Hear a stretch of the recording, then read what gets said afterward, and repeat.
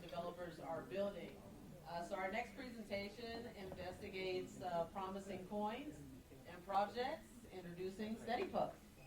Woo-hoo.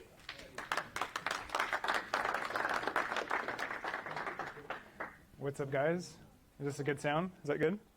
Okay. So yeah, my name is SteadyPup, and I've been on PulseChain since day one.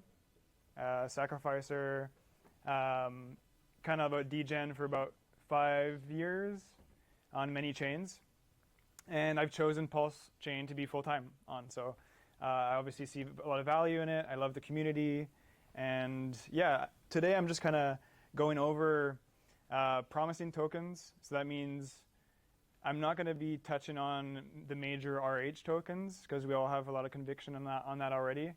I was thinking about going a little bit deeper into the rabbit hole, or kind of like a little bit lower in the realms, just to make sure that initial investors are somewhat safe.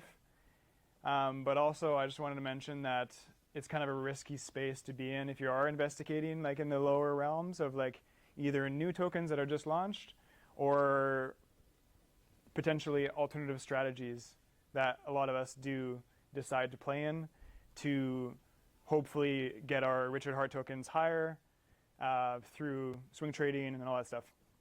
So I just put a few little prominent memes that are on PulseChain right now, like the Tropa and Teddy Bear, which most of you are probably familiar with.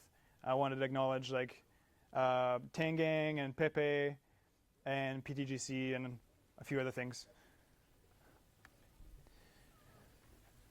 So yeah, basically, I'm not a security expert, so not financial advice. This is all like riskier stuff. If you are kind of a newer trader, I'd probably stick with top 10s, top 20s, and not go too crazy down the wormhole.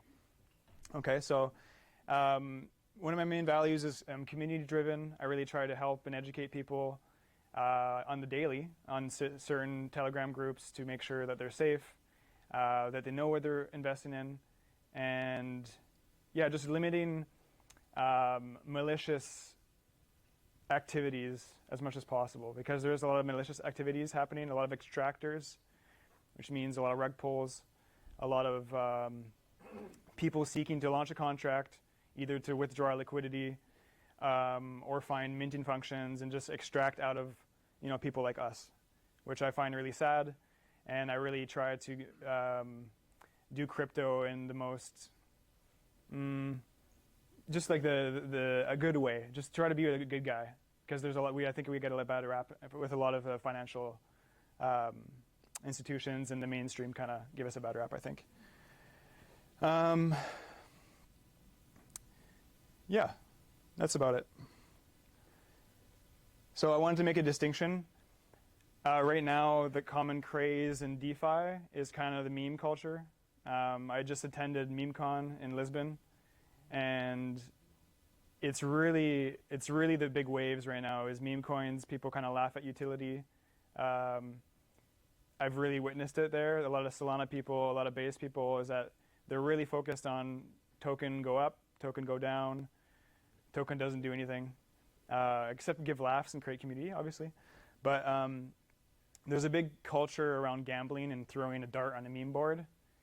And I don't think it's mentioned enough that a lot of people lose doing this. And a lot of people report making a lot of money this way.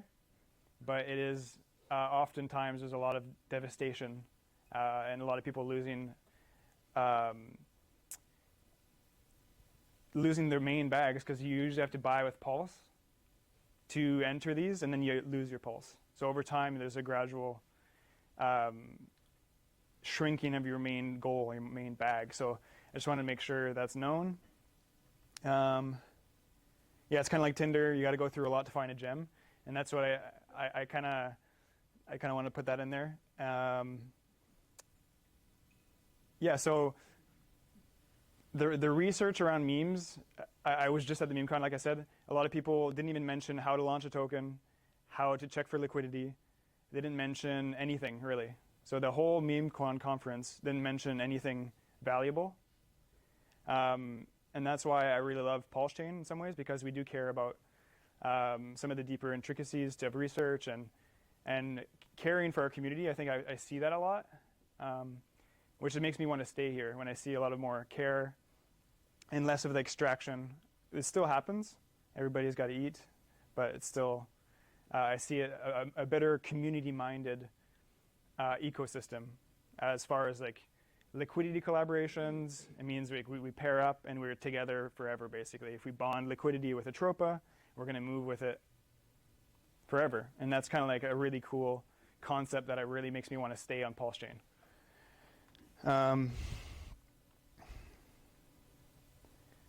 Yeah, so also what I wanted to say is that memes might be able to surprise us this cycle. So I don't want people to, I wouldn't say to people to go too much in memes, but also I don't want you to sleep on it too much either, because I think you can be, let's say, a utility maximalist and then kind of avoid a whole super cycle of memes. That could be a potential. And just because I was kind of staying away from it a little bit just because I felt like I was above that and I'm not funny enough or like child-minded enough, and then I lost a lot of gains. So just to keep an open minded on it, and also, open mind on it. So yeah, that's kind of like, that's the vibe that I got at MemeCon. It's kind of like when airdrop and like I'm rich, now I'm wrecked. It's kind of like, it was literally the vibe of the whole thing. And I think we could do better, but we can still be like that. But okay, so there's kind of like 3 things I want to touch on as far as researching. It goes really deep, but also sticking with some main principles would probably be the best for today. One thing I really value is the founder and the team. So it's really important to get to know your founder, if he's anonymous or not. It's obvious. His experience, previous work, background, and also funding, I think, is really important. It is kind of a joke that you don't want to be like investing in a broke person's coin, because there's more temptation to extract value. Obviously, a dev that's comfortable financially and has been in the space a long time, I think, is something to think about. Transparency, engagement, and I've also put mystery there. A lot of marketing around mystery captures my attention, at least. But transparency and engagement, I think, is really important to hear your founder speak. If he's changing his mind, if he's pursuing the same values as you, I think it's really important. And are they doing something different and original? So to me, what attracted me to PulseChain is the whole fact that there's the PRC20s. I thought that was very different and something I could capitalize on. And to what I say often is like complexity equals opportunity. So I really saw that what Richard Hart did allowed to do something different, and it really captivated my DeFi mind. I think that's really what spiced my mind up to get back in love with DeFi. So yeah, founders are really important. I know there's a few founders in the room, but events like this are really important because you get to meet some founders, which is great.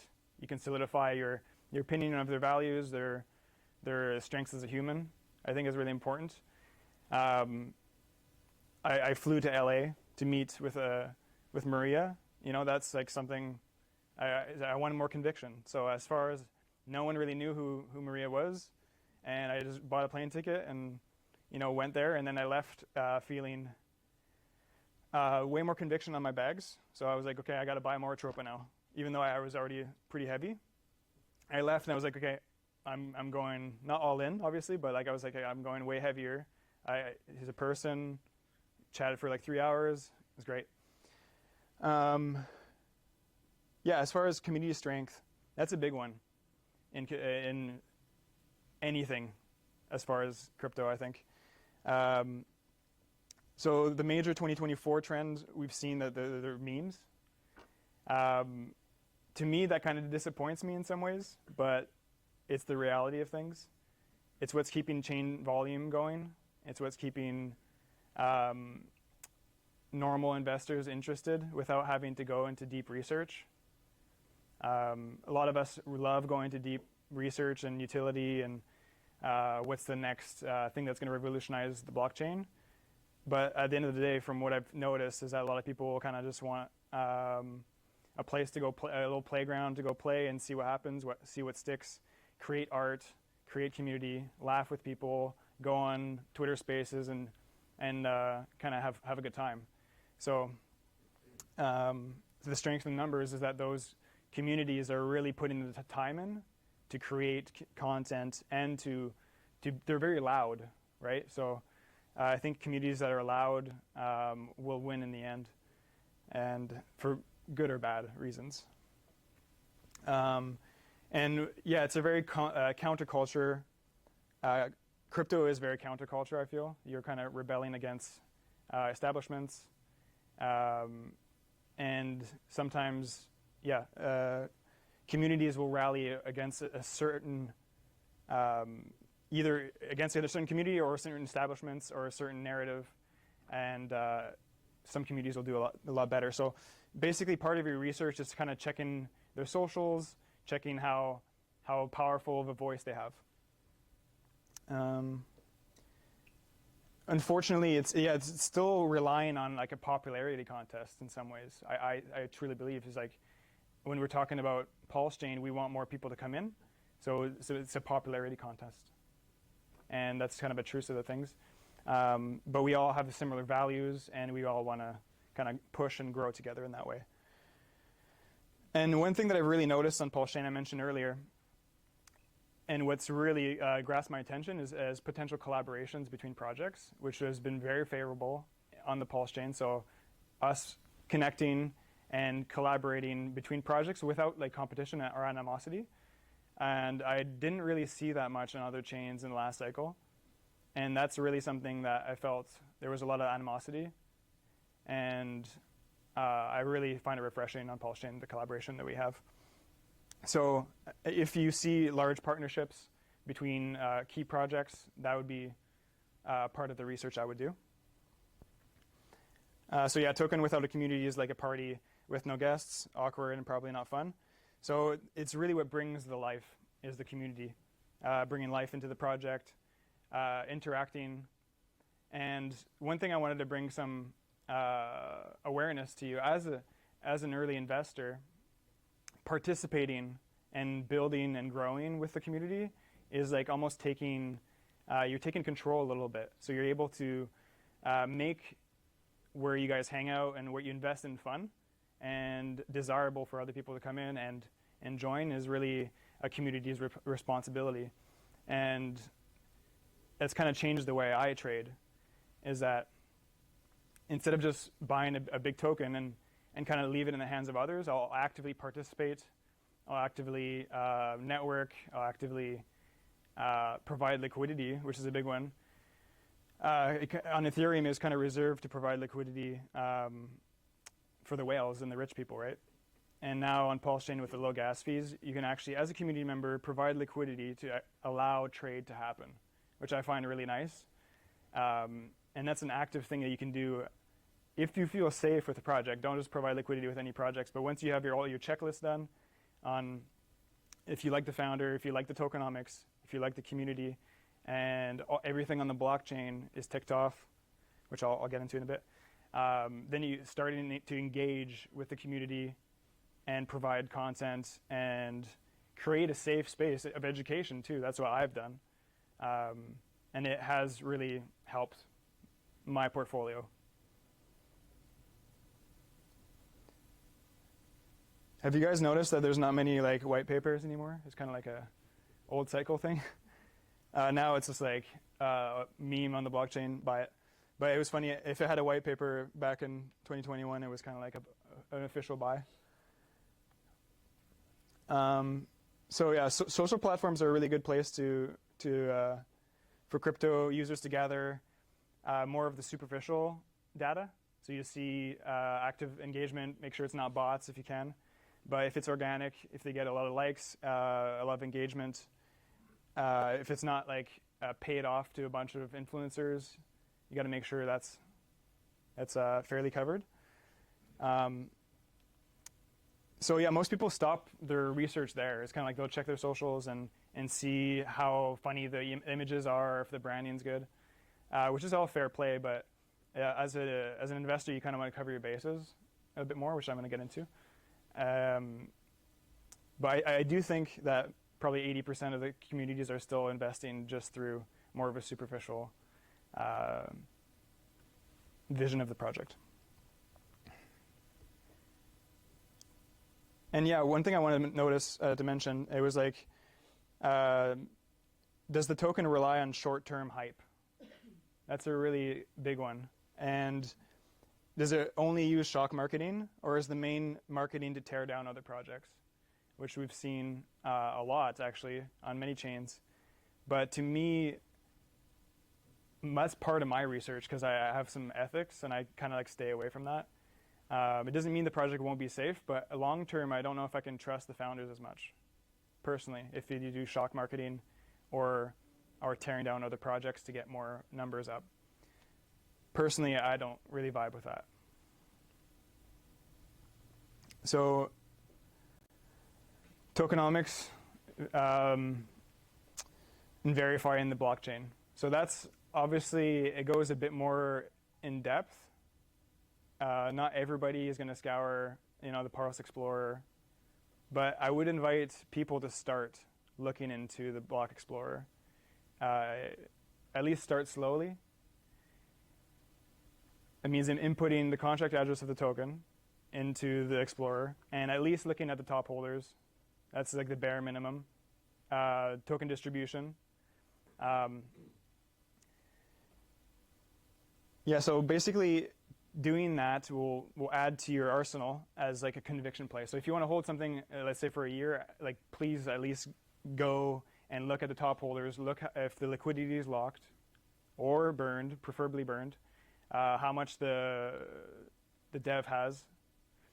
So those are all things, like if anybody owns above 3-4%, they can hurt the chart extremely. So you want to make sure those holders, you look at what else they've been holding. If they're big sellers, you can also click on that person's wallet and see if they're heavy sellers, heavy traders, or do they just hold a bunch of money? Do they have $1 million in their portfolio and they haven't sold for 3 months? They just bought that project. That's something that would be bullish. It's like they believe in the project and they're probably not going to sell. Just stuff like that. And that comes with experience. Again, liquidity is extremely important. I would also look at the liquidity to market cap ratios. It goes a bit deeper, but lower liquidity, it means you can't extract or purchase a token. And if the market cap is too heavy, then that means most people's positions are overinflated to what the actual money they're able to take out or put in. And obviously, if there's inflation, which I think there's less of a trend these days as far as inflation tokens. And so yeah, I see sustainability as a key investment. Inflation over the years really hurts like our civilization, but also hurts crypto projects. It's just not the most sane financial system. So a really good case would be a deflationary token, such as PulseX. The more volume you get, the less PulseX there is, which would be a great tokenomic, basically. And also, there's tax tokens. So it'd be really good before buying a token to make sure that there's either, if you don't want a tax, then not to buy a tax token, but at least checking if there's a tax, because then you just raise your slippage and all of a sudden, let's say you get 5-10% taken out of your bag as far as taxes. So just making sure you cover your bases there. So this is kind of what I was saying earlier about going the extra mile in the community. Is from experience, don't hesitate to go an extra mile for projects you believe in. Get to know the founder and the team, and try to work with the team, become a part of the community leader. That's how you're going to meet like lifelong friends. I've noticed. It's like if you're going to work in the team, you get to know each other, you get to trust each other, and that's how I've really been able to elevate my game, is surround myself with team leaders that understand this blockchain stuff like so much, and that educate towards me. So yeah, get your conviction to a high level by holding long terms. So it just makes sense. So you cover all your bases. It just makes sense to hold. You can kind of trust the founder, trust the community. At least you're putting it in your favor, because there's never a 100% bet on anything, but you're covering all your bases, and that's what's really important. And I was just mentioning that I don't know if people know Sunny, but so I went to LA and without knowing Sunny. And kind of just walked into the Airbnb in a kind of a weird spot, and then I met Sunny, but I kind of risked getting kidnapped by a toe profile picture, but then I got to know him. So then I was able to have more conviction on the founder, because most founders are anonymous in many realms. So that's a really good one to really solidify, in my opinion. And yeah, coming to this event, excellent example. You can ask people that you kind of can trust in person what their advice is on newer tokens and what they're looking at. So I know a lot of degens that will invest right when there's liquidity provided to a token. So that means trying to snipe tokens. Those are like the really, really early things. So I wouldn't recommend most of you to do this, but it is a large trend, is that people, we call it aping, is like they'll just ape into something without doing the research, and that's really the most risky thing you can do. But it is a current meta, and it happens on all chains. That means that people can snipe tokens, and they can get 5, 10, 20% of the supply right away. And if you don't check that, they will most likely sell on you for the following months. And that's really something you got to be careful with. And it is happening on PulseChain. This is tokens. Not many people are going to be researching this, but they can attack a token by buying the whole supply or most of the supply and then split it in many wallets. And you can't really know that until you do like a really big deep dive, which only a few of us really do. But yeah, the ultimate goal is to sabotage projects by like taking profit for themselves, really. And it's to extract out of the ecosystem, so it's not building. So the earlier you invest, the more risk there is, and many will not succeed. Many investors will not succeed, and many projects will not succeed. So one way to limit the amount of research you can do is investing in tokens that have a pretty nice chart for the first 3 to 6 months. Like that is kind of like for the more of the newbies, like seeing a really good chart, how it's been performing for the last few months, because going in these realms without the proper experience, it might take like a long time to build up these skills, because it is a skill to find vulnerabilities in projects. So yeah, I suggest that the more advanced traders can do their research on the blockchain quite quickly, and then they can exit if red flags appear. So if there's a minting contract that they have invested and they find out through previous, if you keep doing your research and you see there's a minting function, if you see that there's liquidity not locked, if you miss something, you can exit quickly. So once you've invested in a project, it doesn't mean you have to stop doing your research, because you can kind of continue and check on it. Yeah. So this is a bit biased because it's stuff that I like, but I am a full-time trader on PulseChain since day one, and this is kind of what I've gravitated to. That feels safe to me. Not saying no financial advice, don't buy it. But kind of like it's kind of a board that I wanted to see, like keep an eye on it over the next year or the next bull cycle. Keep an eye on these builders. Keep an eye on these projects, because they are building. They are maybe strong community leaders. So as far as brains, I mentioned Atropa Dev, Sunny, OG Web Chef, Kaimato, this is somewhat deep. Only certain people. Anybody know Kaimato Dev? Okay, there's one. Anybody else? No. Okay. Solid Index are pretty strong right now. PTGC are really doing cool stuff with liquidity. Learned from Atropa, so tax style. As far as memes, I would give a shout out to 9-inch Eco. They're doing quite good things. They're building a lot. You can meet the founder over there, so that's a plus. As far as memes, I mentioned GME, which very risky, but it could be a narrative around it. Let's go GameStop! Woo! See, it's working. Yeah. Diamond heads. Yeah. Teddy bear, strong meme in the Atropa ecosystem. Kind of mentioned earlier, it can appeal to the masses to come into Atropa, and then the liquidity pools do the rest. It kind of helps all of Atropa through that. Gophers, I haven't really heard much about it. Just thought I'd give it a shout out.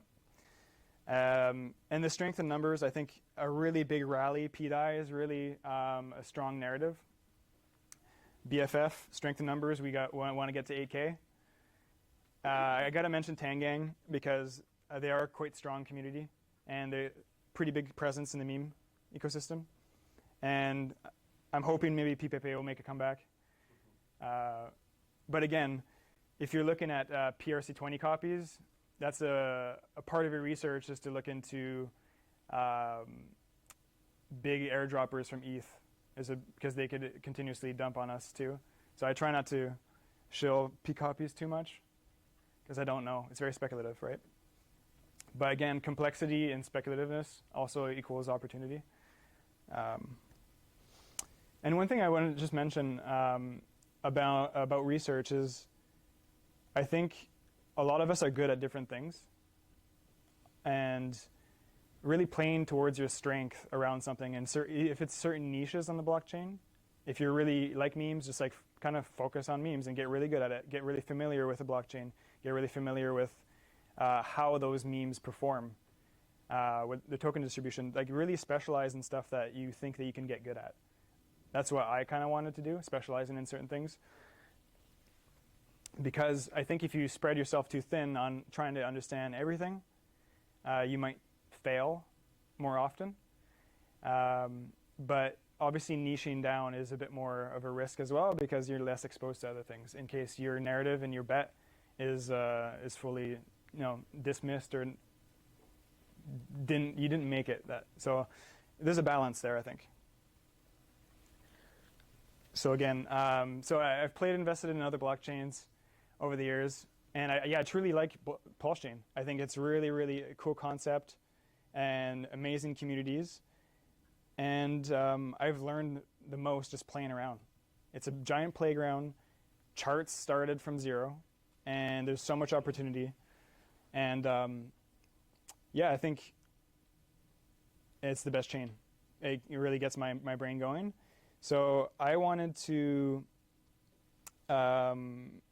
offer some questions, and I wanted to give a little airdrop to the 3 best questions. So $300 airdrops to the 3 best questions. So so I'm a founder of PulsePub, but I'm going to give some away. But if there's any questions on like researching, this is a quick presentation, so I couldn't go too far into the research. And one thing I wanted to mention is that I do think PulseChain does need a platform to be able to input a contract and to kind of show you vulnerabilities, if that developer has launched tokens that have been nefarious in the past, if it's been connected to other contracts. I think it's really important that we'd have maybe like a safety website, safety platform. What is it? Quick Intel? Quick Intel. And that one works for PulseChain too? Okay, so Quick Intel. What's it? I can't remember the name of it, but there is one. It's like I think you just type in honeypot on Google, it'll come up. Honeypot. Paste the contract address in, it'll tell you if there's a min function, a few other bits like that. Right. It doesn't tell you everything, but it gives you enough. Yeah, right. That's amazing. So honeypot you said too, right? I think it's honeypot.io, but I can't remember. Okay. Honeypot.io. But it would be really cool to have, like, if there's a developer in the room, to do like a PulseChain official one with like cool UI and like maybe a recommendation of like scores, and that would be really cool to have that, like a scoring memes. Scoring different tokens. Any questions in the room to win some money?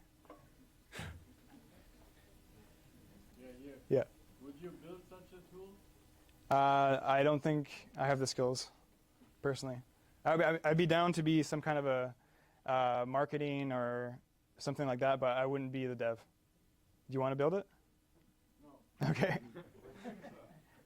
Yeah. I'll build it if you be the marketing guy. Yeah? Okay, well, we'll chat. We'll chat. I think it's needed, so, yeah. You told Maria, Yeah. but I also saw that your coin is bonded. Yes. Was there a particular reason why you choose that? Well, so how I see liquidity providing is through partnering with something you believe in. So for me, I grasped fairly early what was going on with Atropa, and I wanted to allocate a certain amount of a portion of my holdings to provide liquidity with my token. So to me, that's like a partnership with Atropa. But did you also decide to burn a part of it? So I have some burn, but I also, personally, I still have flexibility. So it's more of I have some burn, but it is very flexible, which kind of like, it's the Richard Hart vibe too, is that you can, withdraw liquidity or put more liquidity in, kind of have that flexibility of new partnerships or older partnerships failing. So you can then withdraw that liquidity and you still have 80 other pools of partnerships, but you can also, give and take as far as flexibility over the years. Because one thing that could happen is a burn liquidity with a token failing really early on, and then it kind of you'll drag it up with you or down. Where do you see the difference in yours saying burn when you have PTG? Yeah. Does a buy and burn? Yes. What's the difference between that? So I was speaking about a burning of liquidity. So when you put two tokens together, it becomes a PLP token, and you burn that token. So for them, they have tokenomics within their contract that'll actually burn not the LP, but the actual token. Yeah. Thank you. Yeah. I see several dog and cat meme tokens. What is it that you think between these? What is the draw? Like, what is it about these dog and cat narratives that you feel like reaches the people? Yeah. So I think it's relatability. Everybody kind of has either had a cat or a dog when growing up, and it's done silly things around the house. And I think it's just it's just funny in the first place, relatable, and yeah, people it's like the man's best friend is the dog, right? Stand out amongst so many. Right. So as far as me, I've taken more of an approach of creating cool tokenomics and kind of letting that meme culture kind of fade. I'm more just I'll create a cool tokenomics, and then it'll do its thing, and then maybe I won't even market it, maybe I won't do anything. But as far as you have to do bolder and bolder things. I think if you're trying to outpace other memes, you're gonna have to be bold. You're gonna have to make crazy things, do crazy sketches, and just push the envelope. That's what. Outpacing others. Yeah. Is the memes not just a sophisticated casino? Yeah, you could. So is a meme a sophisticated casino? I would say so, because sophistication in the way that you can have an edge. So the edge around understanding principles, but also the speed at which you can get in confidently is very important. So it's like a calculated bet. So if you want to bring your odds up from maybe 40% by doing research and also just becoming a weathered trader with experience, you can bring that up to percentages to over 50% or 60 or yeah. So, but it does feel that way from what I've witnessed as well. Yeah, it's sophisticated, but not that sophisticated, really. Yeah. How do PulseChain memes stand out compared to memes on other chains? Because obviously there's thousands of memes now. So what would be best for PulseChain itself, do you think? Yeah. So first of all, I think we need more volume to attract more people. That's a big one. But as far as the memes go, other chains launch like, every half a second there's a launch. But I think we need to stand out by just being a bit more creative, I think, and committed. That's the thing, because I see a lot of people, either they have an issue at the launch, because launches go like this. You'll see a pump, and then you'll have a reversal, and then it'll kind of tailor that, and then everybody leaves there, because they either don't believe in the project, or they just leave. Even if it's a good meme, they kind of just leave and they go to the next thing. And I think that's like that on a lot of chains. But on PulseChain, I've really noticed like this, and then once you reach that lower part, that's when you need to have the developer, first of all, go hard. After that initial dump, the developer has to go hard, either with finances, personal finances, or through marketing, pushing, but not giving up. Because I know a lot of people, even personal friends on PulseChain, that have launched something and it didn't go too well the first week and then they're gone. It's like, so consistency is really important for memes because it has to stick. And if the dev doesn't stick, then how is the community going to do it? And that's why you see community takeovers too. And they often fail. So yeah, I think consistency is really important. And like, just like, I've launched one token and I plan on launching one token. So there's a lot of serial launchers out there. So, this didn't stick, gone, didn't stick, gone, didn't stick, gone. And that's basically extracting value out of your holders and followers, in my opinion. Anyways, I'll leave it at that. Yeah, thanks. Yeah. Anyway, what's the time? Oh, it's time. Okay. Thank you, guys. Yeah. Thank you.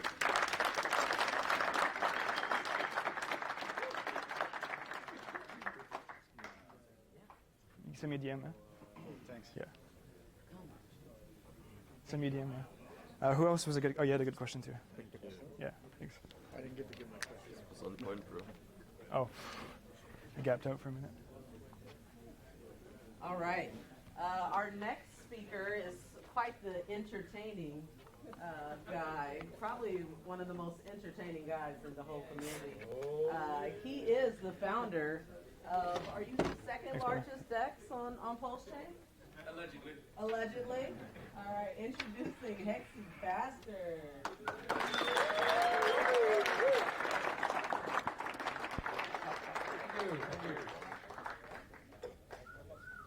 All right, guys. So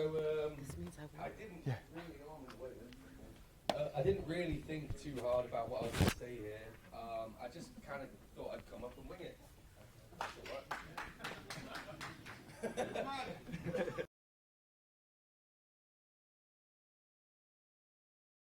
I need this too. I think so, yeah. All right, okay. Put it up here, yeah. How the fuck do I use this? Is that all right? No, we're going to put Hello? Okay, right. Yeah, so for those of you who don't know me, I am Hexy Bastard. I started a YouTube channel a few years ago, basically just promoting Hex, and, well, at the time it was only Hex, and then the PulseChain thing was coming out a bit later down the line. And we were just doing UK Hangouts and stuff, so actually I look around the room now, there are a few people here that used to hang out in these UK Hangouts, so shout out to all of you guys. What I realized is that at Hex at the time, everyone was a really, really serious content creator. They were all doing kind of, I don't want to say boring, but let's be real, it was a bit boring, right? T-shares, man, that's what we talk about, T-shares. Yeah, oh, today we had 5.6 Hex for the payout. Oh, tomorrow it's going to be 5.9. Cool, there's only so much you can talk about that shit, so we had to do something a little bit more entertaining. So we started talking about like dick jokes and fucking, what were we doing? What else were we doing? Probably just that. Probably just that, to be honest. But anyway. It's 7.4. What the fuck is that? All right. Okay. Cool. So later down the line, doing that, going through the brutal bear market, it was all really shit, to be honest, because we were all just losing value. Oh, it's got to be the bottom. I thought Hex would go to 7.5 cents. That was a standard 85% dip. I was like, yeah, buy it there. Bought it there. And then it got to 3 cents, and I was like, oh yeah, 3 cents, this has got to be it. Bought it there. It went down another 94% from there, I believe, on eHex. But look, man, it went up so hard, so fast, and a lot of people got very, very rich very, very quickly. and it's bound to have like a big correction. But that was a hell of a correction. Little statistic that Somi likes to throw out there is Hex actually went down more than Lunar and Celsius. I think that's something we should be proud of. Can we give a round of applause to all the Hexicans who held through that dip? That's one hell of a dip, boys. Hey, if it does end up going up again, you guys are the real OGs, honestly. Fuck all that like day one Hexican shit. I held through the bear market. That was way worse. So yeah, anyway, later down the line, I ended up coming up with the idea of Poor Pleb, which is just a silly meme coin. Huh? What?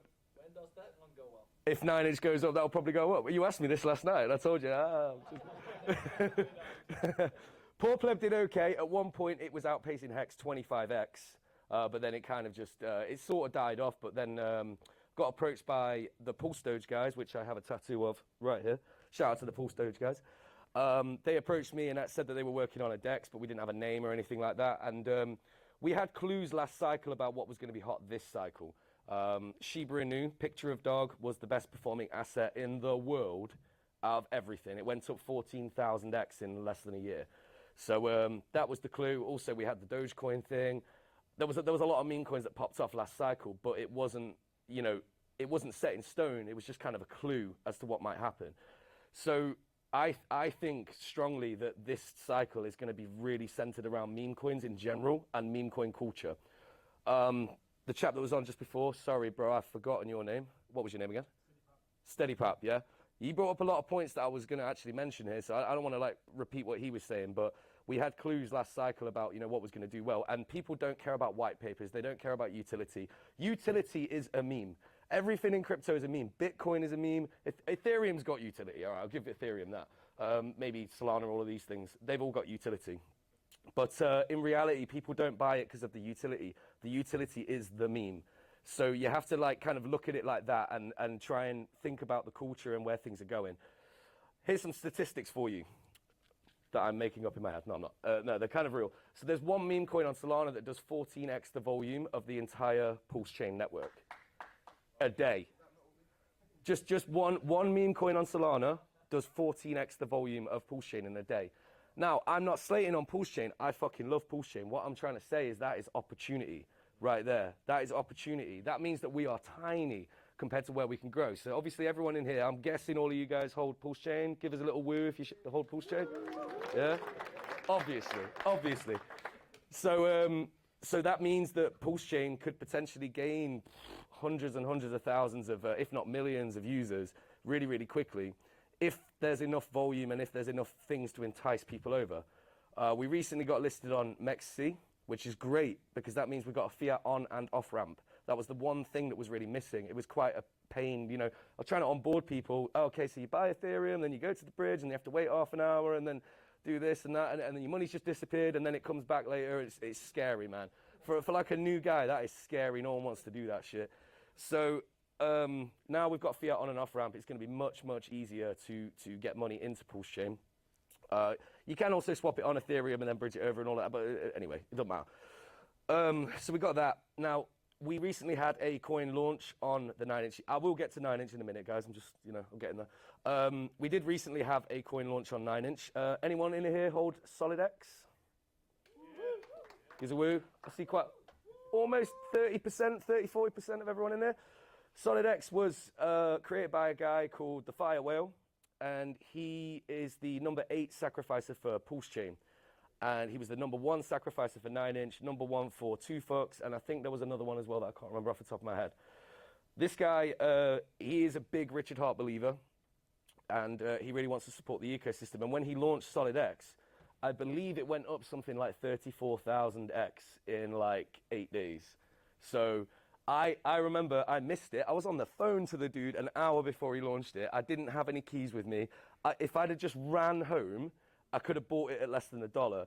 It went to $270 odd a few days later. I ended up buying in at $7. I was waiting for the dip. The dip never came. I bought it at $17, chucked a load in. And to be fair, even on the dip that it's on now, I'm still up 2x. So I'm not doing too bad on that. But what my point is about this is that he brought in a shitload of volume. So the front page of Dex Screener for that day, it was SolidX, 9-inch, BBC, Pulse. It was all Pulse pairs. And so out of the 30 top pairs on Dex Screener for like the entire world, there was about 20 eggplants all over it, which is pretty cool. And they were all PulseChain. So he single-handedly put PulseChain on the map. And that was just with one really, really good launch of a coin. So my point is that as people launch meme coins and generate culture and bring hype, so, you know, people know I don't really get on that well with the Tangang, but I like what they're doing. They're bringing volume. They're bringing things. They're bringing people to the chain. And same with B-Roots and the Tropa ecosystem, everything. The way I see PulseChain at the moment, there's basically 3 meme cartels. There's us with the 9-inch, there's the Atropa like B-Roots ecosystem, and then there's the HOA guys. And it's fine, it's good because we're all attracting different crowds. I'm getting the guys who like cocks apparently.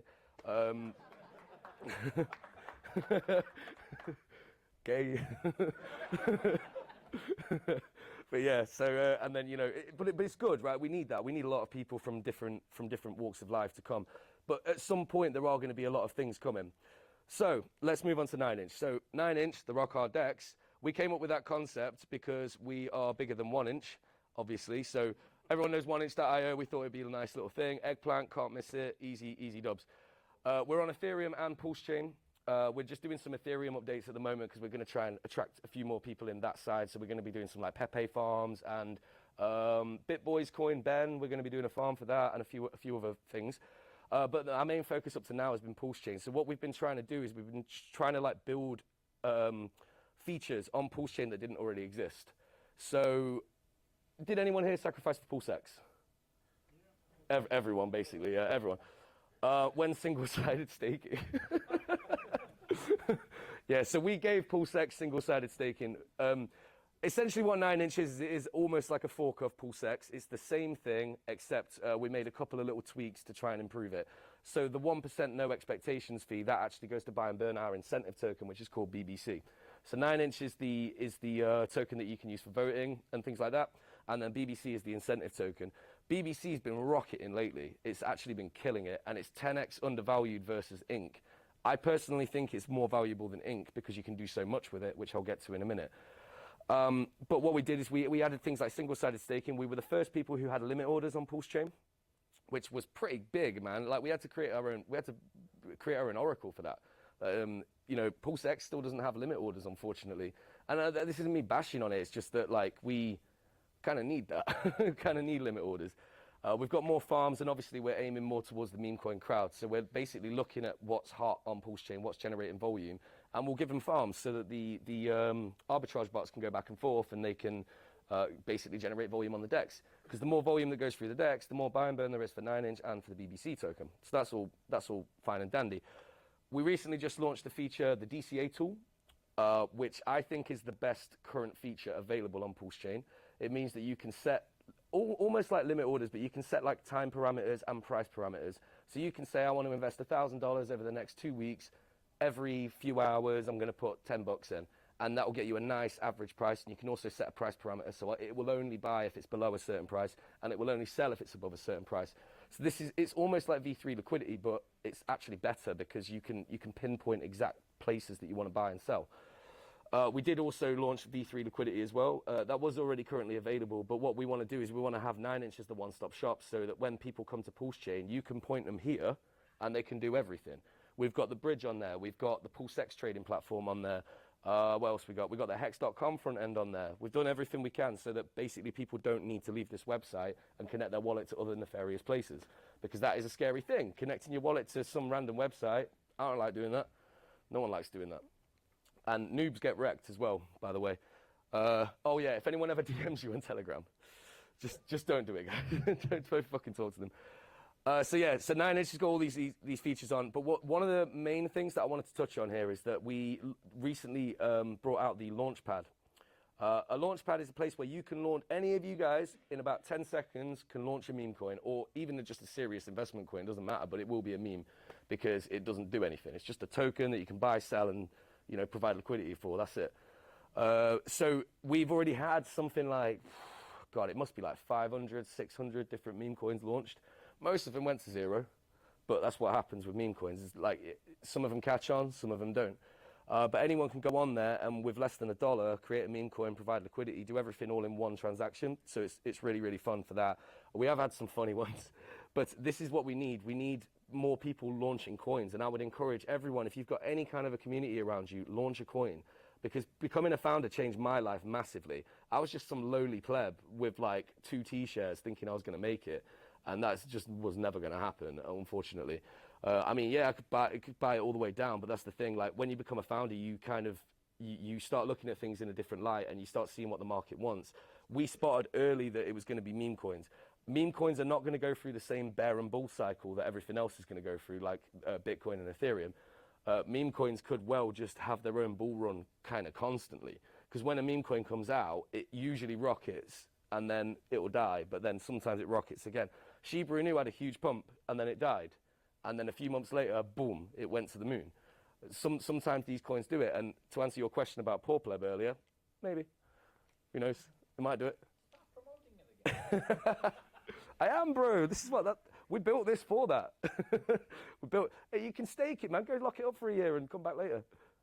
You can lock it up for a year, get loads of free BBC. With the BBC, by the way, on the launchpad, if you have if you do create a token, you can put some of that up for staking on the BBC launchpad. So you can then go and stake BBC and earn the random token based upon your percentage of the pool. We've currently got Bro on there, which is BitBoy's new coin. He put 25% of the supply in. I told the boys to remove the APR because it was so fucking big. It was too big, so it says 0, but it's like infinite. It's basically infinite. I've got a lot of that pool, by the way, so come and take it off me because I want to be the God whale of Bro. Because I don't want to fade BitBoy, man. I think like he was the biggest influencer of the last cycle by far, and you know he's going to do it again. He's going to do it. He's fighting tonight, by the way, guys, in London. I really wanted to be there. Karate combat. He's going to kick someone's ass apparently. So yeah, shout out BitBoy. But yeah, anyway, so you can stake BBC. So BBC is kind of a perpetual loop token. You can stake BBC, earn random coins. You can stake those coins and earn BBC. So it becomes an infinite loop, always churning out free coins. BBC is the best money printer on PulseChain. I guarantee it, and it's horrifically undervalued right now. It should be at least 10x higher price than it is currently, but that's obviously not financial advice. That's just my opinion. But it is ink, but with a shitload more features. And yeah, that's kind of it. How long have I got? Right, so I've only spoke 15 minutes, really. It feels like I've been up here for like an hour. Shit. Fuck. I really should have planned this, shouldn't I? All right, so what I'm going to do, because I've kind of done my... That's kind of it about 9-inch. Is there any questions? Sevens in the chat? Anything going on? Right, go ahead, mate. No, if you want to attract a lot of volume, is this template the way to go for later on? I mean, I think it's funny, but... The thing is, mate, I don't know. So what you're asking is this template the right way to go about it? I don't know, but I think when you think about meme coin guys, they don't care about... They don't want anything serious. So an eggplant, everyone knows what that means, right? So it might be a good way to get in there. But it's also a memorable name. You're never going to forget 9-inch. No. You know, it's just easy to remember. Oh, there was something real quick before more questions. Any of you guys familiar with Pump.fun on Solana? Yeah? A few people are, right? Pump.fun is just like the degen shit show of Solana, but that's where everyone goes and everyone finds coins on there. And it's a little bit like 4chan, but for the blockchain. And it's just constantly flashing. Like if you've got epilepsy, do not go there. It's just flash, flash, flash, flash. It's crazy. We're actually building something very similar for that, for 9-inch. In fact, not just for 9-inch, for the whole ecosystem, we're building that. So we're going to have our own version of Pump.fun. I don't want to say the name yet because it's not actually confirmed. Like the name that they want to go with, I don't like it. So I'm fighting them at the moment. I like, boys, no, something better, please. But yeah, we're going to be forking Pump.fun, and we're going to do our own version of it. But it's going to be for every coin on Pulse. Another feature that we're adding to this is we're going to add an aggregator. So all trades, even if we don't have liquidity for it, all trades will be able to go through, and there'll just be like a small, basically the same fee as PyTS or GoPulse or whatever. It's going to be a similar fee structure, but all of that will just go to buying and burning BBC. So that then we really will be a one-stop shop because you won't ever have to go anywhere. If we don't have liquidity, it's just going to source you the best deal. Even if you get a better deal elsewhere, it will still give you that deal because we're not, you know, we want the volume. Even if a transaction goes through on another DEX, we still get the volume because of the arbitrage. So it works for our holders and stuff. So anyway, yeah, just segued me out of there. But yeah, any more questions? One over there. When base? Oh yeah. So I wanted to launch on base ages ago, mate. Ages ago. But I also wanted to launch on Solana ages ago. I also wanted to launch on a Phantom ages ago. It's coming, but the issue, the real issue with that is, do we still fork over the 9-inch token, or do we keep the 9-inch token on PulseChain? It's quite easy to fork base, actually. It's quite easy to fork to a lot of them. Like BSC, we could easily go over there, but Phantom and Solana are completely different types of blockchains, so we'd have to redevelop the whole code to do it. By the time we kind of came up with the Solana thing, it would have took 3 months, and we think that the time would have passed by then. So yeah, probably in the future. My vision for 9-inch is I want people to go here and not even know what network they're trading on. They just connect their wallet and they start trading random coins, but they don't even know the network. It's irrelevant to them. They're just trading a coin, because most people are not as educated as the guys in this room right now. Me and Money Gang, we've been hanging out in Mario Nafal spaces. Anyone listen to any of them? Yeah? Right. I'm not going to lie, the whole time I'm in those spaces, I'm like, oh, I hate it. They're such fucking retards, man. Like, not Mario and those guys, but the guys that come up and they're like, yeah, man, because this fucking dog coin, it's just gonna go to the moon because we got this blah, blah, blah, blah, blah, all this bullshit. It doesn't matter. It's just who's the loudest. That's who gets the people. It's painful. But this is the community, right? We may look at those Solana bros and think, oh, they're dumb, but they're making a lot more money than us. So are they that dumb? I don't know. Now, anyway, I think we will make more money later, but right now they're making more. So, yeah, I want us on every chain. This is something that's going to come for the next bull run. I think we're just going to develop it so that it's completely like cross-chain. Everything's going on. You don't even know the network. Maybe you pick Ethereum and it does it all for you and then bridges it over or whatever. I don't know. There's a lot of cross-chain things that you can do now, which are the technology exists. You've got things like Stargate, and then there was some other guys that got in touch with us recently that have got something else.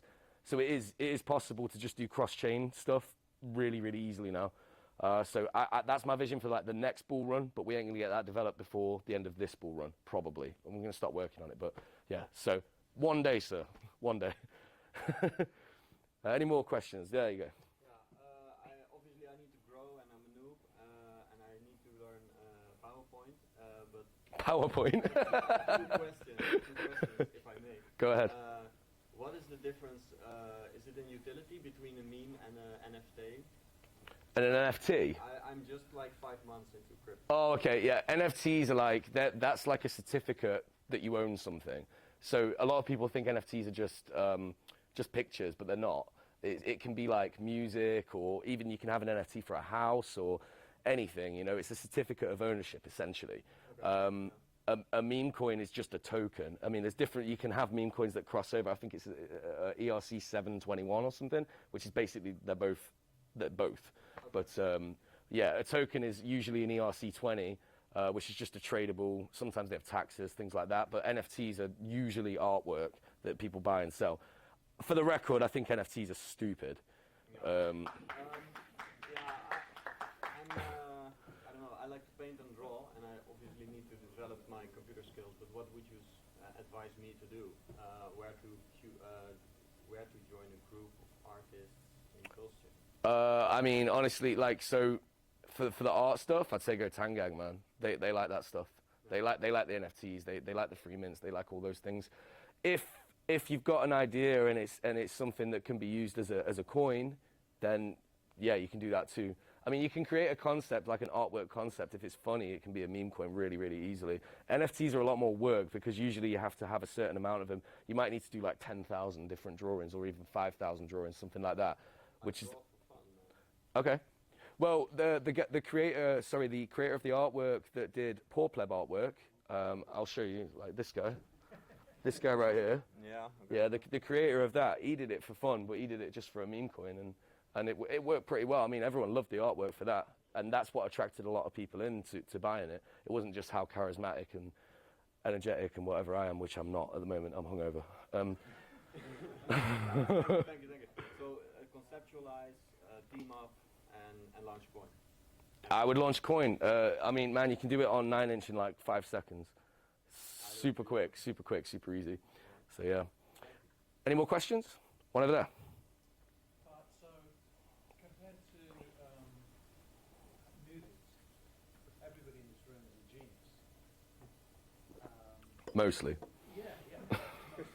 So if I, somebody comes up to me and says, "Look, I'm really interested in getting involved, and I don't have time to start right at the beginning and explain the basics," where would you send them to start? To Money Gang Crypto's videos. Shout out Money Gang.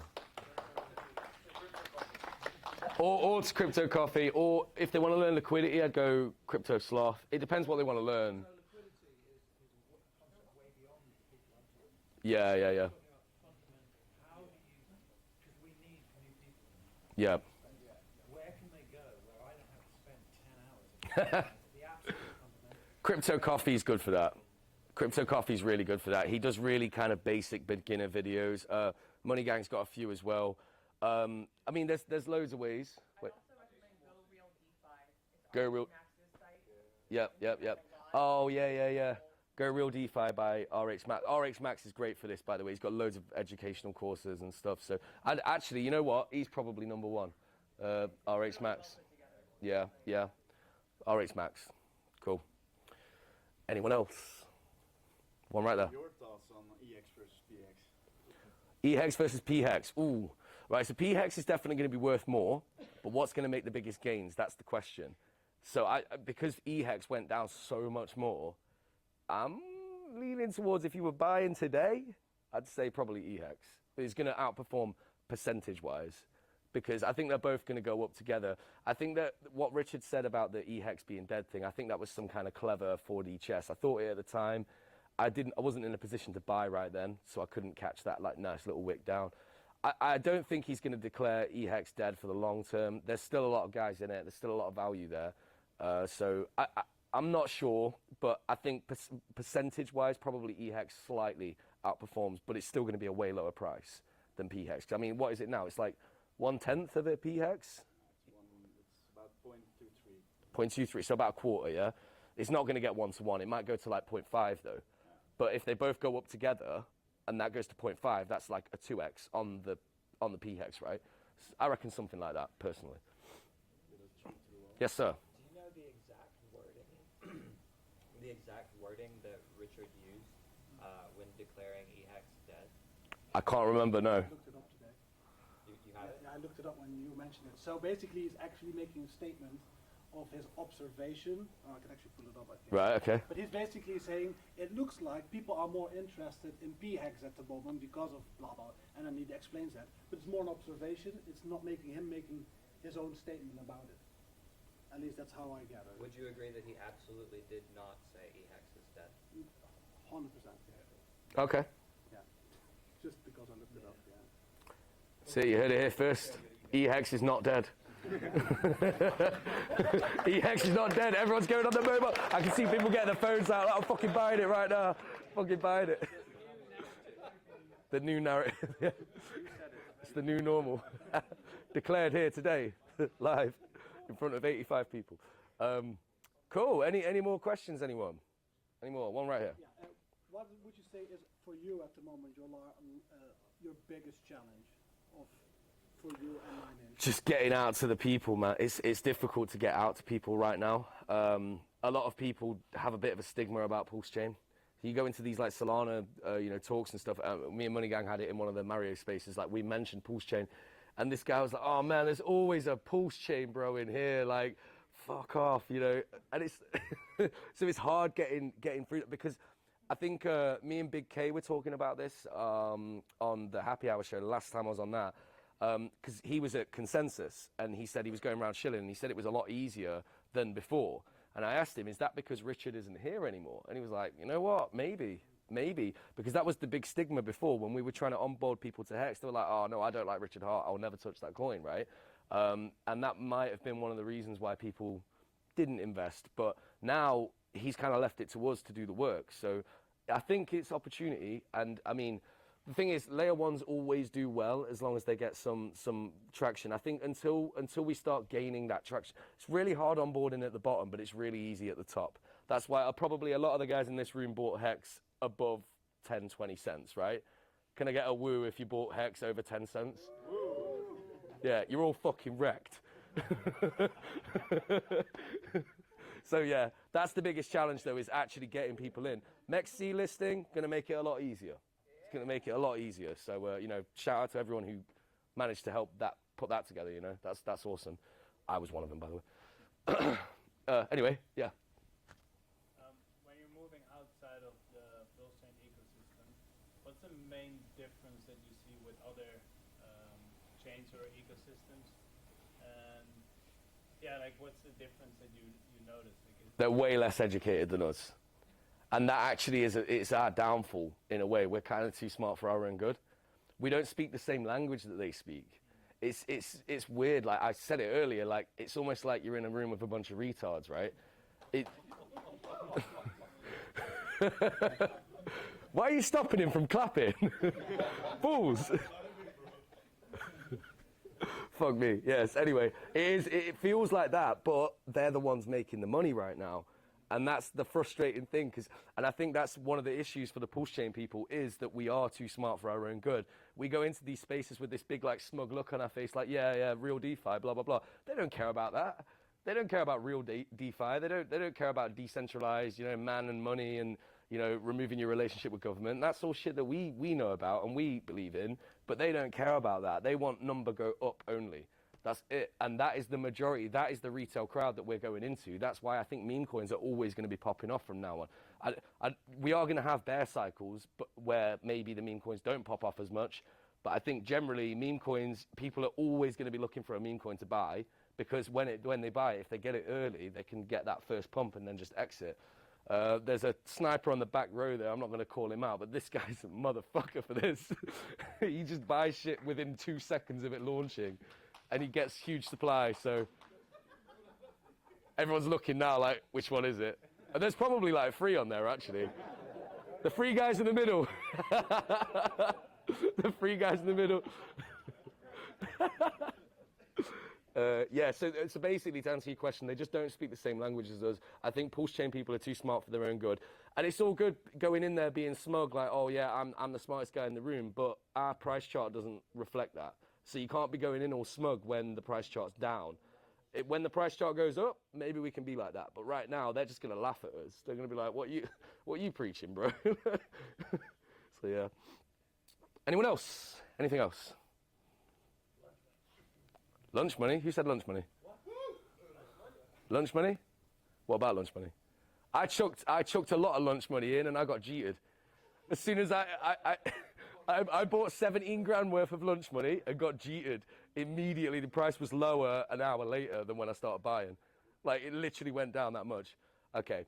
All right, got one. have you spoken about lowest of stakes? No. Anyone here watch The Lowest of Stakes?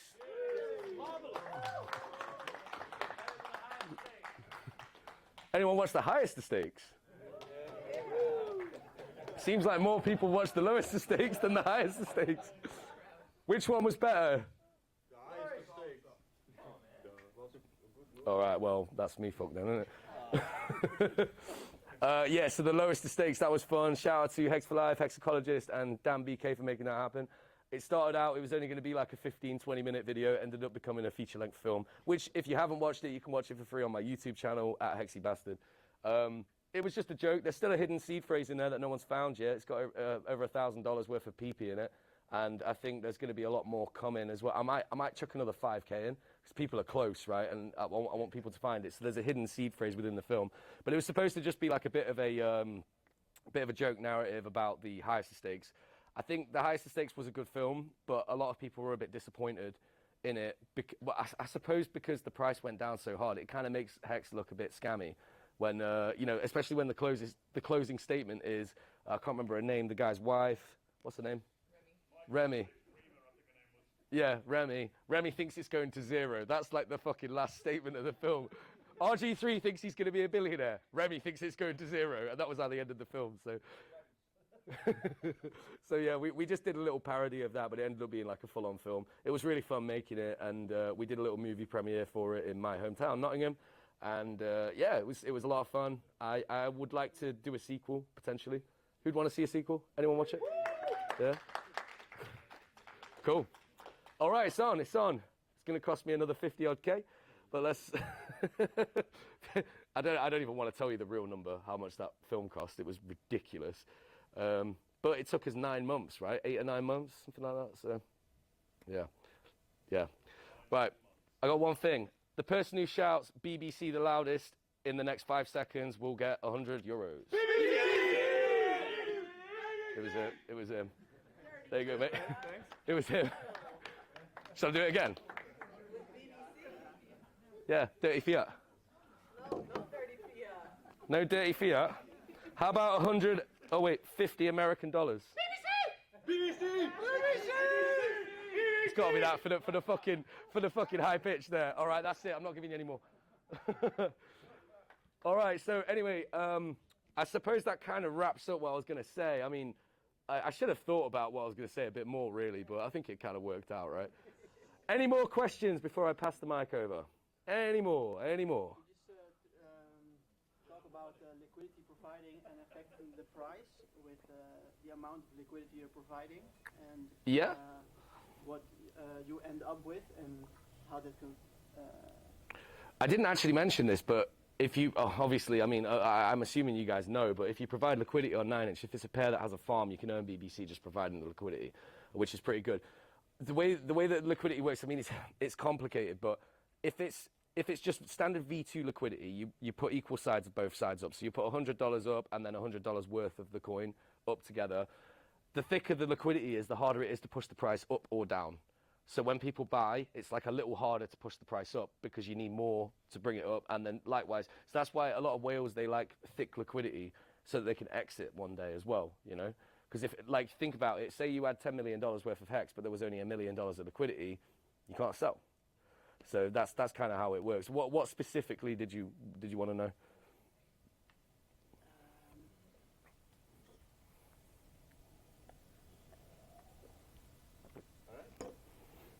No? Yeah, I guess with stable coins, it's really easy because then you know. Yeah, one for one. And end up well. Yeah. If you go for right, so the way I see it with liquidity, the best thing to do, there's a few ways you can use it.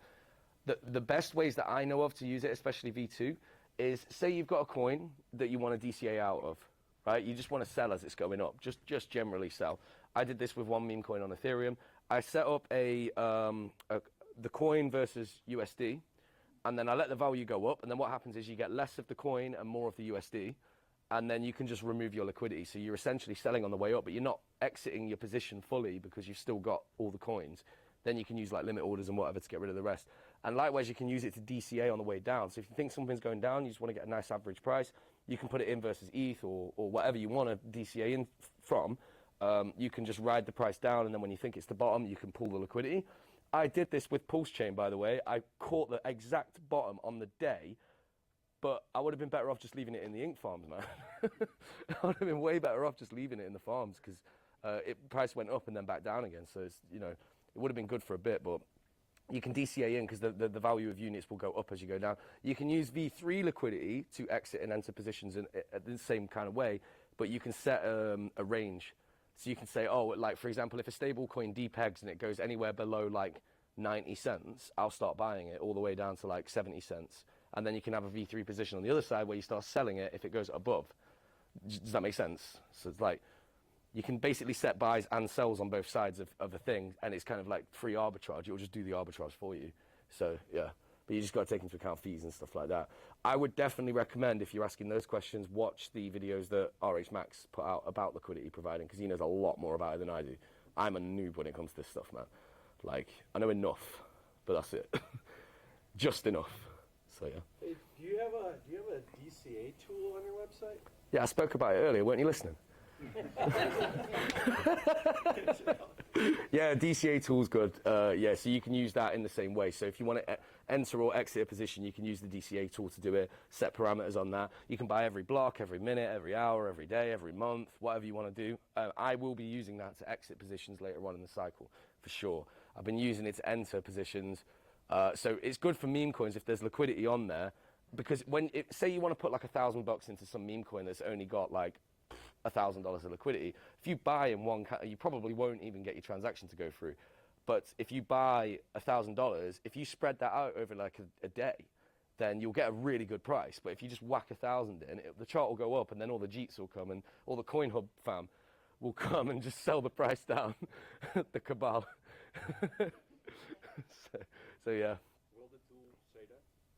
Like the percent that you pay if you spread it out more or less? I didn't hear you, mate. Say that again.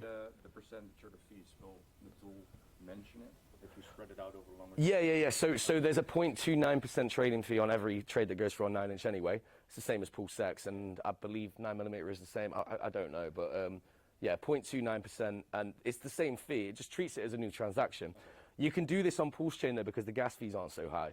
They're not high at all, actually. So you just process a thing, and then it will automatically buy for what it does is it goes into a contract address, all the funds that you were going to use, goes to a contract, and then it will just slowly drip you out the coin that you're trying to buy or sell. Yeah, that's how it works. So the fees still exist, and actually it's kind of better for us in a way, because it means that we're just going to constantly be generating more fees. There's guys who've got DCA set up for like years on there, well, like a year on there, you know. So yeah, it's pretty cool for that reason. So yeah. Hands up. I wanted to add that the killer feature on the DCA tool is that you can set a price range. Yep. When the price reaches this range, it will start to sell or buy. Yeah, it'll only trigger. Yeah, so you can use the advanced feature. It'll only trigger the buy. Say like, I don't know, you want to DCA into Pulse, but you want it to be like so basically anywhere where it is now, you can set it to like 10% lower. The DCA tool will only trigger and start DCAing for you if it's below that price. Likewise, if it's above a certain price as well. So it's really, really handy. It's honestly one of the best like tools that you can use for this kind of thing, for sure. It's probably better than providing liquidity, because you just get the coin. There's no like, you don't have to think too much when you do it. You just set, okay, I'm happy with these prices, and this is what I'm going to do, and you can just set it and forget it. A lot of people spend too much time looking at charts, guys. Don't look at the charts, man. It's just depressing at the moment. Yeah. Any more? Anyone else? Oh, one more from Mr. Byrne. Do you think the bottom is in TLS? Yeah, I think so. You call it again. Yeah, I called it. This is maybe the 4th time I'm calling it. Yeah, fourth time's a charm. No, I really thought it was in a few weeks ago, but then we had like one random whale just came and capitulated again, didn't he? So, you know, we've got to shake people out. It's been over a year now. So at some point soon it will be the bottom, but I am depressed looking at my pulse bags, man, because we had that pump, so it gave me some hope, and now I'm looking at it, I'm like, fuck, man, please do something. But yeah, it will go eventually. We just need some adoption, man. We need more coins like Solid X coming out. You guys need to create the next Solid X coins, put us on the map again, and then at some point it'll all go, and then hopefully it's all eggplants on the deck screener again, because that was probably the happiest day of my life. We just basically poisoned deck screener with eggplants. It's fucking brilliant. But yeah, cool. All right, well, thanks for listening, guys. Really appreciate it. Yeah. My G. Cheers. Oh my, yeah. Where's my next speaker? Can you guys? Oh, do you want? There he is. Hello. There he is. The best looking man in crypto. He's coming. Hey, how's it Good luck, going? mate. Good luck, mate.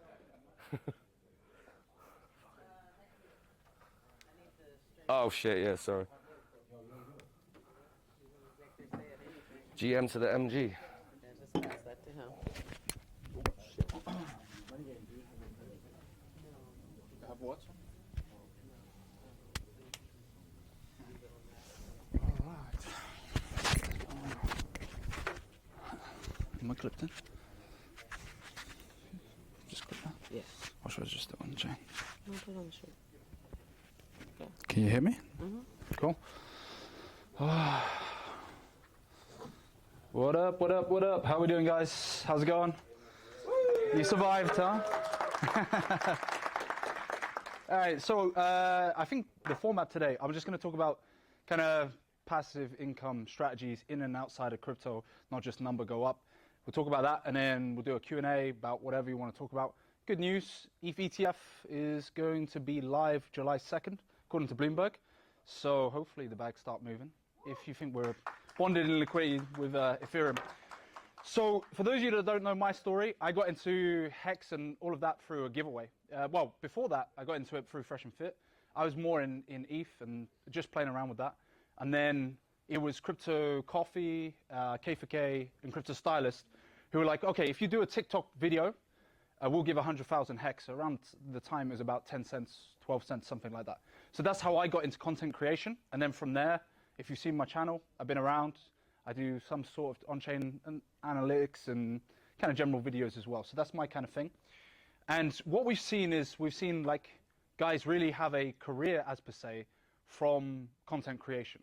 So you can look at Somi, for example, absolutely killing it in terms of viewership and stuff like that. For those of you that don't know how much money he earns on a monthly basis, it's approximately around 5 to 8K a month just from ad revenue alone because he has millions of views.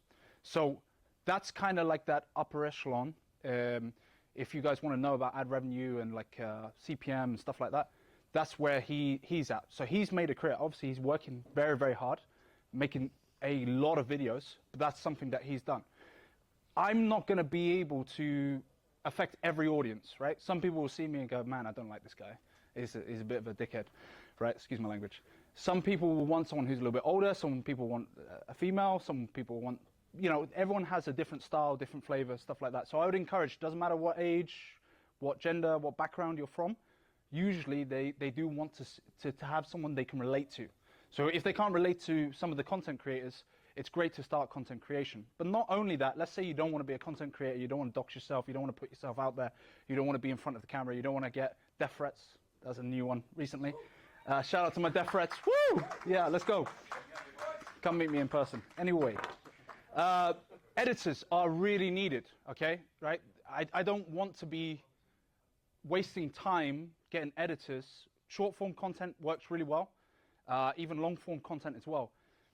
People make retainers from being editors. So it's very easy to learn it.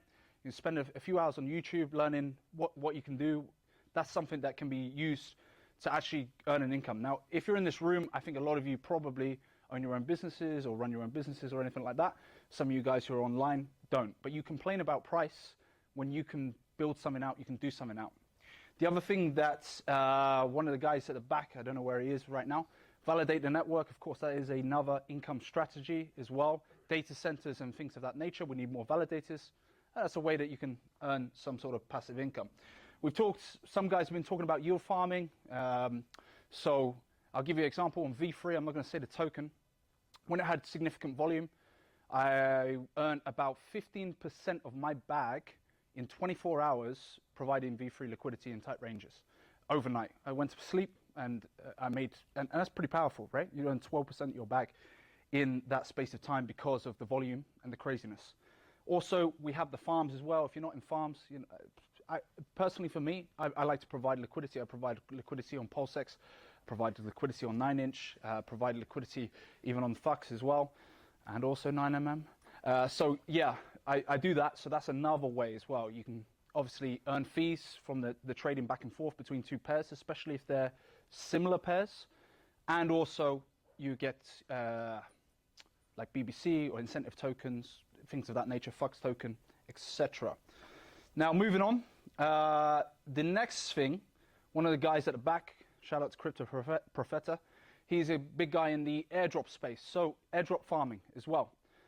That's a whole different niche within the crypto space, whereby you are trying to do as much volume and transactions on brand new networks. Maybe you want to extract the money and bring it to PulseChain, maybe you don't, but that is a way to earn income. That's a way to earn some sort of passive income, as per se.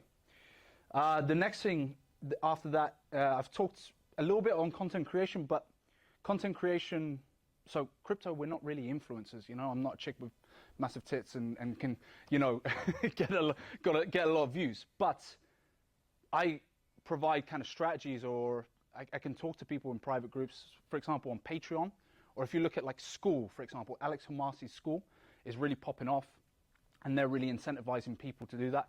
If you become a figure, or if you speak, and you don't need to be a public-facing figure. There's a lot of individuals who stay hidden. They don't have to put a camera out there. A famous one that I can think of is, who's the guy who does all the kind of ASMR type crypto content creation, talks about moon cycles and stuff. So, whoa. Who? Crypto Wonder is hidden. Yeah, it's Crypto Walden, yeah. I'm thinking maybe Waters Above. That's the one I'm thinking about. I love his stuff, by the way. I really like Waters Above. But, you know, he's created a Patreon off of that that's making him sizable income. If you look at the amount of members that part of that Patreon group, that's another way to do it. Hilarski as well. Randy Hilarski has the Nose Permissions group. By the way, you can be part of the cabal for $7.99 a month. But he's making a steady income whereby he doesn't have to touch his crypto bags, right? And he can put more in. So that is another strategy, another way. And this isn't just crypto related as well. If you're an expert in any field, just get yourself out there, because the internet is so big. There's so many people that you can talk to. Your reach is so much better. I was speaking to Firewell quite closely with him, and he was saying in his business, his line of business is all pretty much online, and he wouldn't want to do it in person. He wouldn't want to do it. He wouldn't want to make it like hire a venue or something like that, because you have so much more reach online. So depending on what you do and what your expertise is, or if you want to become an expert, you know, you can do that on the side. There are people that want that. The next thing as well is like thinking about innovation in blockchain products and the future of it. So I used to work as a financial advisor back in the day, and I think the way that crypto is going, at some point we're going to have financial advisor roles, right? Salaried financial advisor roles for specifically crypto. I think that's going to happen as regulation comes in, so that might be something that you want to think about, maybe a private service like that. The other thing as well is third-party applications, payment platforms, and for, like things like you think about OX Coast, right? It takes, I believe, a 1% fee on every transaction. That's pretty good income coming in from every single transaction, especially if you're able to provide that service. It can be very annoying dealing with legislation, but it is one of those things where you could be earning more income as well. What else have we got? Bug bounties. So some of you guys who like on-chain data, who like to follow wallets, maybe like myself, there are bug bounties, and there's also, so you have on Arkham, for example, if there's a massive big hack, you can earn a bounty if you're following the wallets and you have that information. Particularly if there's a massive big hack, they will pay you for that.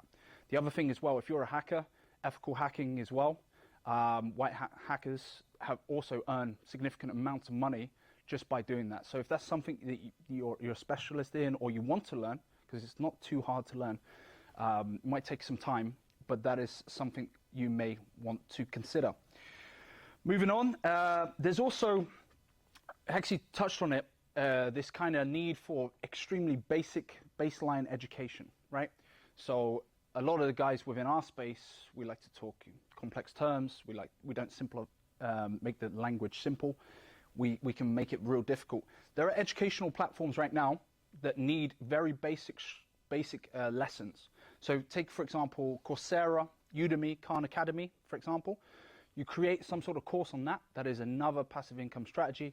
It's a digital product that you can do to the masses, right? So if you want to, if you've learned, okay, this V2, V3 liquidity, or if you want to introduce like cryptocurrencies, what to look out for, how to avoid scams, things of that nature, that is also another way that I think a lot of people are not tapping into. Journalism, crypto journalism is another big thing. We all go on something like maybe a Crypto Slate, or we go on other websites similar to that, like news article websites. If you start writing for them, you produce some content for them. If you're more of a written person, that can also be a way to earn income. I remember Hilarski talking back in the day. He was writing articles and making a significant amount of money from that, and also his missus as well. And that became their full-time job, moving away from a kind of normal day-to-day 9-to-5 job. And let's have a look as well. Networking, really. Networking, being the kind of middleman, is always helpful. Let's say you know a lot of devs, and you've got essentially people that want to create a product but don't know how to do it. We've got some great tools on PulseChain that make it easier, but people that want to create their own cryptocurrency or something like that, and you have a network of developers that you trust and know and you work with, you become that middleman, you take a fee in between, right? That is something that can be used, and they say your network is your net worth. Bit of a cringe line, but it's true. It's completely true. So I think that's some of the things. We do need to see more payment platforms. I would love to see more stuff to be able to infuse money in. Also, this is going to be controversial, but Richard obviously doesn't like casinos or gambling or whatever, but there is a market for that, right? And if you're able to produce it to be able to be like a one-stop shop to play on, doesn't matter which cryptocurrency it is, but it infuses into your crypto or your favorite products, that can really help as well. Gambling is everywhere. People do it. It's not the best practice, but I'm just saying it's something that people like as well. I think that's about it. I mean, that was a few ideas. I'm just saying to, especially the audience that might be watching at home, these are all options, and you'll be surprised how many crypto content creators are looking for someone to help them out. Like editors, people who create content, maybe that's written, or maybe that's video-based content, or you may want to start your own journey. So hopefully that's a few tips there, and the floor is open to any questions whatsoever about this subject or outside this subject. Cool? All right. Yo. Professor. What are the aircraft you're looking at right now at this moment? Oh, I think we talked in the lobby about Blast. Yeah, I've been heavy on Blast, doing a lot of stuff on there. But if you want to follow more content, go check out Crypto Prophetic's channel. He's the one. He's just earned a bit from Seke Sync, I think. What else? Yeah, that's the one I've been mainly focusing on. Blast L2, which is EVM L2. It's not the Somi coin that everyone's been talking about. So that was pretty easy to use. Shout out to him, by the way. He's got some great content and helped me out personally. But I bridged a bit of money through Rubik.exchange. And then essentially it's just volume, transactions, just following their multipliers as well. I had a few of my Patreon guys do the same thing. So I think this month I'll get a payout that could be pretty decent. So yeah, fingers crossed. Sweet. Yo. I have no question, but I appreciate what you do for the community. Thank you, man. It's nice to hear. SJ. Since you've got a bit of time left, are you interested at all in speaking about being a digital nomad and what you've learned about yeah, that's good. Good. Yeah, so for those of you that don't know, I used to live in London. Now I'm pretty nomadic. And that is another thing that I'm starting to tap into as well, probably focusing on is like services for crypto-related guys who want to move abroad, who want to get a passport elsewhere, who want better tax jurisdictions and things of that nature. So I find that, so I was very nomadic when I was young. I moved away when I was 17 years old. I lived in Canada for a while. I think sometimes the grass isn't always greener, but if you really don't like the place that you're in, go visit those different places for 2-3 weeks, I would say. And I would look at what's going to give you a passport.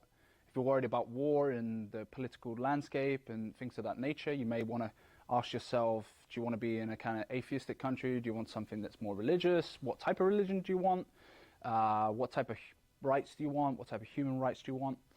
And then whether it's easy to get banking or not. So I think in terms of, let's talk about crypto-friendly places right now. In Europe, I found that Estonia, Malta, Portugal are very, very crypto-friendly. So much so, I was in Portugal setting up a bank account, and the guy asked me, said, are you going to do any crypto? And I was a little bit wary, because in the UK, if you say that, they're like, nah, you're not getting a bank account.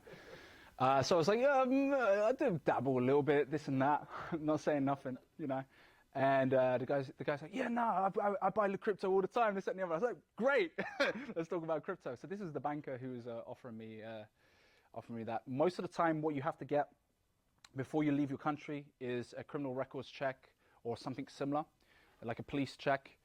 And then if you can show that you've got the funds and you're This is if you want a visa or possibly residency. If you've got the funds, if you've got health insurance, like travel health insurance, and also some sort of job that gives you an income of a set amount. Usually it's, in certain places in Europe, it's like $800 to $1,000 a month, say 6 months or 12 months. Then they'll be happy to have you. It's pretty easy to do that.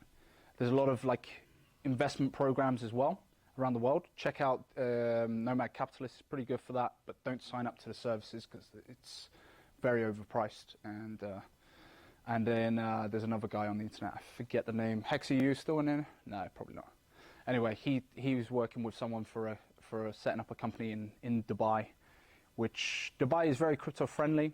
There are perks and there's negatives to it, but I'd check it out first before you go there.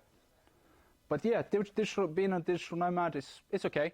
I would say don't hop around too much. Like try and stay in 2 to 3 months is a nice period of time, because it might look good on holiday, but then living there is a very different experience. So, but yeah, you have to ask yourself, sometimes paying the tax bill might actually be good for you, depending on which jurisdiction you're in.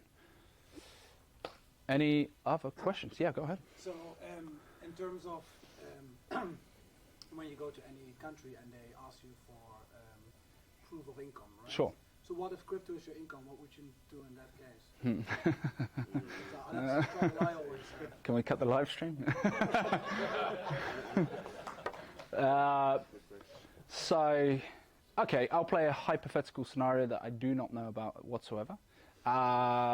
It does help if you have friends who run businesses, or you have set up a business in your home, and then you didn't hear this from me, but you know, you're an employee of that business as well, or you have that helps. Yeah, most countries, it depends. Like Northern European countries, they're really like, they want to know everything, every detail, this, that, and the other. Southern Europe, they just want to see paperwork. So you can read between the lines on that one. You didn't hear that from me. Cool. Any other? Yes, go ahead. Something about 1%. Was it some kind of liquidity providing, or? Sorry, say that again. The 1% earnings. Yes. Every transaction. What was that about? That may have been the previous speaker, where on the amount that goes to buy and burn. But Coast, yes. Okay, yeah, no. So I believe, correct me if I'm wrong here, someone in the room might know the exact figures, but unless you have their token, it's basically if you're buying directly their stablecoin, you're linking your bank account essentially to it, so you can buy CST and then Pulse directly. CST is the stablecoin on PulseChain, one of the free native ones, I believe it is. So every time there's a transaction done to buy this coin, they take a 1% fee. So that 1% fee is for the protocol itself, or for the individual that owns that protocol, I believe. Don't hold me to it, but that is because you're providing that service. It's kind of like an Amex charge or whatever. You're providing that service to go from fiat to stablecoin. Then that's something that you can get. Yeah, as a benefit for that service. Yeah. Any other questions, guys? How often do you work out? Not enough right now.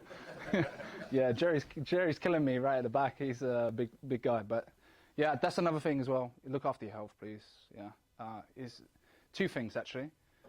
Most of you won't get rugged on a shitcoin. You'll get rugged on your partner. So that's one thing I'll say. Yeah. Sorry, man. I gotta say it because I've seen a lot of guys, unfortunately, really lose it in divorce court. So yeah, be careful. Be careful, especially also OffSec as well. I'm a little bit more open, but please be careful when you go to certain countries about what you say. If you work in crypto, please say that you work in finance or you do something very vague, unless you know the people very carefully. Wrench attacks happen a lot. Around the world. I've heard some pretty horrendous stories, so be careful. Yeah, privacy is important. What else? Working out, that's completely unrelated, isn't it? But yeah, look after your body. Yeah, you guys can follow someone who's good at that stuff. What's the best way to avoid divorce?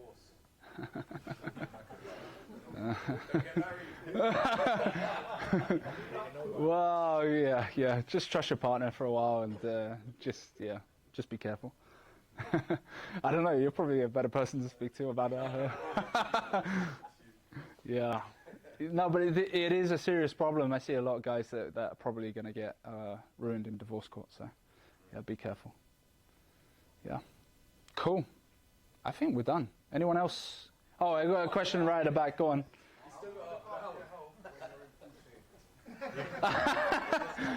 Yo, you know what though? The biggest whales I know, they don't even have Twitter, or they don't even log into Twitter that much.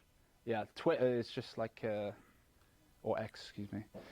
It can be an absolute stress. I did the stupid thing of streaming during the bear market. I'm not doing that again. Yeah. It was okay, you know, I grew the brand, but damn, honestly, like, yeah, it's very hard. Like, I think the message stays the same, right? It's like a lot of people have huge expectations of what's going to happen, and I still do. I think when you look at the on-chain data, this is the bet, this is the gamble that we all have. But I look at like the amount of value that could be extracted from Ethereum that may come across to PulseChain. I think that it's going to be very successful in that respect.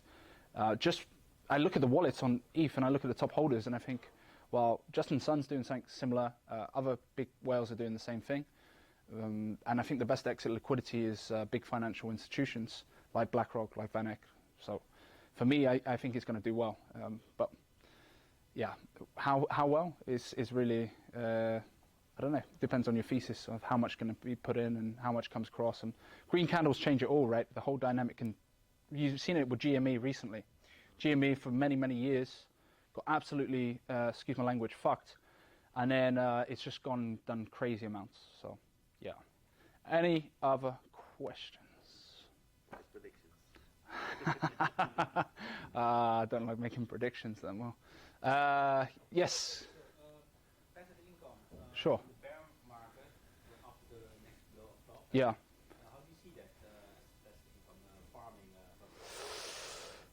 Okay. Here's my opinion. Sit in stable coins, wait for an 85% drop, and start DCNing. Yeah, that's my point.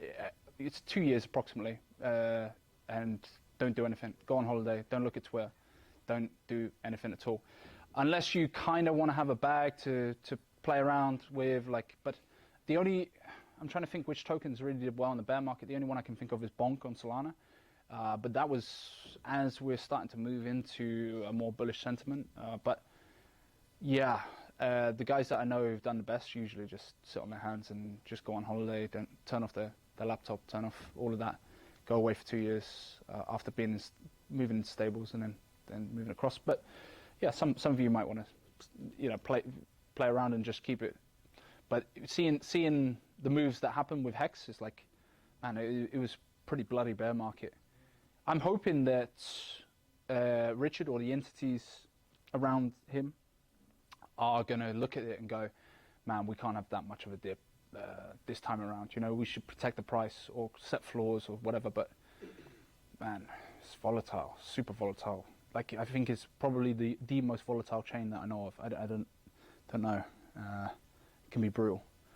Yeah. Do you think that because of the liquidity bonding between the pairs sure. and the floors being made by burning and buying and burning, that the dip will be less than this year?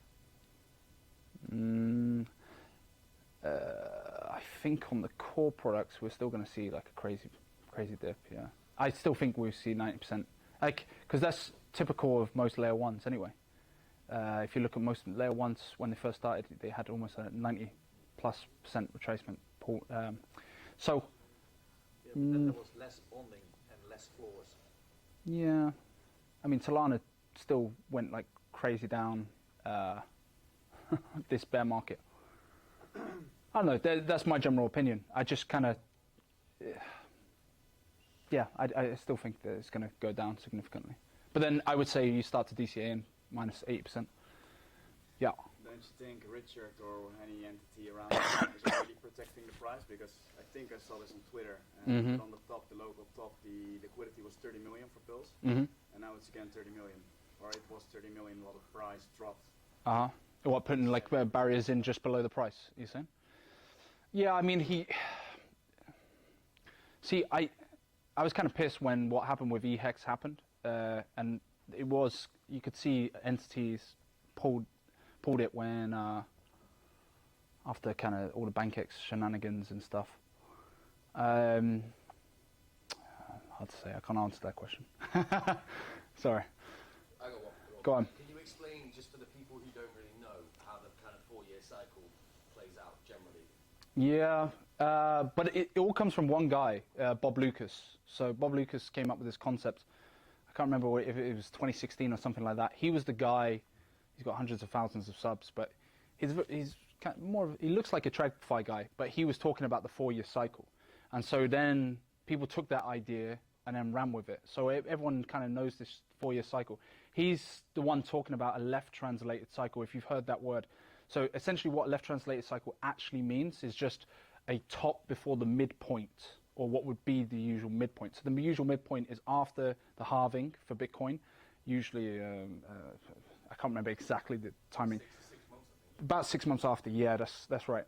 So he's come up with this idea of the left translated cycle, that if we see Bitcoin towards 110, maybe 150K by December, then we may have this kind of massive top and then a significant reduction, but like a protected reduction essentially, and just kind of downward sideways action for a long period of time. You can check out his channel, Bob Lucas, Loukas, I believe it is. But it's hard to say, like this 4-year cycle, does it going to play out, does it not? I have to see the price towards like October, November, December. Like that, and what would be the effect of the Ethereum ETFs as well? Does a lot more institutional money starts to move into Ethereum versus BTC? Because obviously there's been a lot of money coming in to BTC from these ETFs. Does some of that get taken away and move in, or do we get new money coming in? I got to see the price of BTC near the end of the year, whether I think we get this kind of top in maybe late this year or early next year. Yeah. But if you want any information on that, I'd definitely check out his channel, Bob Lucas. He's the guy that's talking about this left translate cycle and also the 4-year cycle concept. Cool. Do you think Pulse will run after Bitcoin top, like Hex did? So the common misconception, I think, is Hex ran in September of 2021. Then the actual top for Bitcoin and ETH was around about November 2021. But there was a top before that, which was the 65K top, if you guys remember, before the COVID dip, yeah? So I do think that Pulse will run 3 to 4 months after Ethereum hits or gets close to its peak. But yeah, it was very interesting that Richard used to talk a lot about that 65K top. Then you saw the price dropped significantly, and then the price of Hex run, then that dropped, and then you had the November tops. So there's a correlation there. Yeah, I think there is. That's just my opinion. Yo, KL. What price do you think RH is going to start DCAing into PulseChain? Good question. So I was doing the maths on it. At an average entry price, okay, so the entities that may or may not control sacrifice funds, we'll keep it like that because someone online is going to say something. If there was an average entry price, so let's say you DCA'd out the bag from, say, 6K, I don't know, up to 170,000 ETH. I'm just going to use this as an example. You DCA at an average exit price of 7K, all right? So you're looking at, I was working this out, if you could put in 1,000 ETH for like 3.8 years, I believe it is, every single week. That would be at $7,000, that would be about 7 mil. You could put in 14 mil a week for 1 year and 6 to 7 months, every single week at 14 mil USD value if you had averaged out the whole of the 170k bag at 7k average. So when I saw the pump that happened in that January period, it's approximately, some people say it's about 14 mil, 20 mil, around that mark from sacrifice-related funds. I don't know, I was a little bit more bullish on potentially what could happen, especially if ETH runs to 7k. I think that's a pretty conservative figure for ETH. So that is the marker I'm saying. What happens if it goes to 10k? What if it happens if, who knows? You know, some people are going to be front running, but because you're competing with big whales, you're competing with guys like Justin Sun, who's probably going to do the same for Tron. But yeah, that was the figure that I was looking up. And if you want to check it out, just work it out. Just get a calculator up. Who knows? There's also the God Whale that has 146,000 ETH. But it's not just about those two entities, because I know a lot of people are like, oh, it shouldn't just all be about that. It's like, what does every other coin on Ethereum do and go up in price? If it's bonded in liquidity to ETH, what does that do? And then what happens when that crosses the chain and then gets input into other coins? That's another thing you want to think about. Do you think there's a chance of us starting to move up in price before Ethereum hitting that target and before reaching up? Of course, yes, but I don't think the price would even go up unless it's above $3,760, which is the average entry price of those sacrifice funds into ETH. So when I see people complaining online, I'm like, you guys just do the maths. Like, it's not gone up past that mark. So why would you sell at a loss? Let's say it was at $3,600 ETH. Why would you sell at a loss? And it makes no sense. If I was an entity that was controlling that much ETH, why would I do that? So for the entity that does control that, or entities that do control that, they're going to be thinking, okay, who am I competing with? What are the big whales that I'm competing with? And how could I exit this bag out? It's a huge bag. So how do I exit out at the most optimal time? Probably from 6, 7K up to 10, maybe 12. If it's less than that, you know, around that mark. That's why I say 7K average exit out price. Yeah. Do you think we see a double top again? Say again, sorry? Do you think we see a double top in Bitcoin again? I mean, technically we will, won't we? I mean, it's done a top, and then it's probably going to do another top later on. But this is the argument, because a lot of people think of that it's going to be like a front run cycle, right? So I know me and Hexy have arguments about this all the time, but because he's very much like it's going to be an early top cycle. But you could see that where people just get out, maybe Bitcoin hits 125, 150, something like that, when most people are saying like 250 or something like this figure, and then you see a bit of a drop off, and then you see another move up. But I would be watching the BlackRock's wallets and you know, most of the inflows and outflows for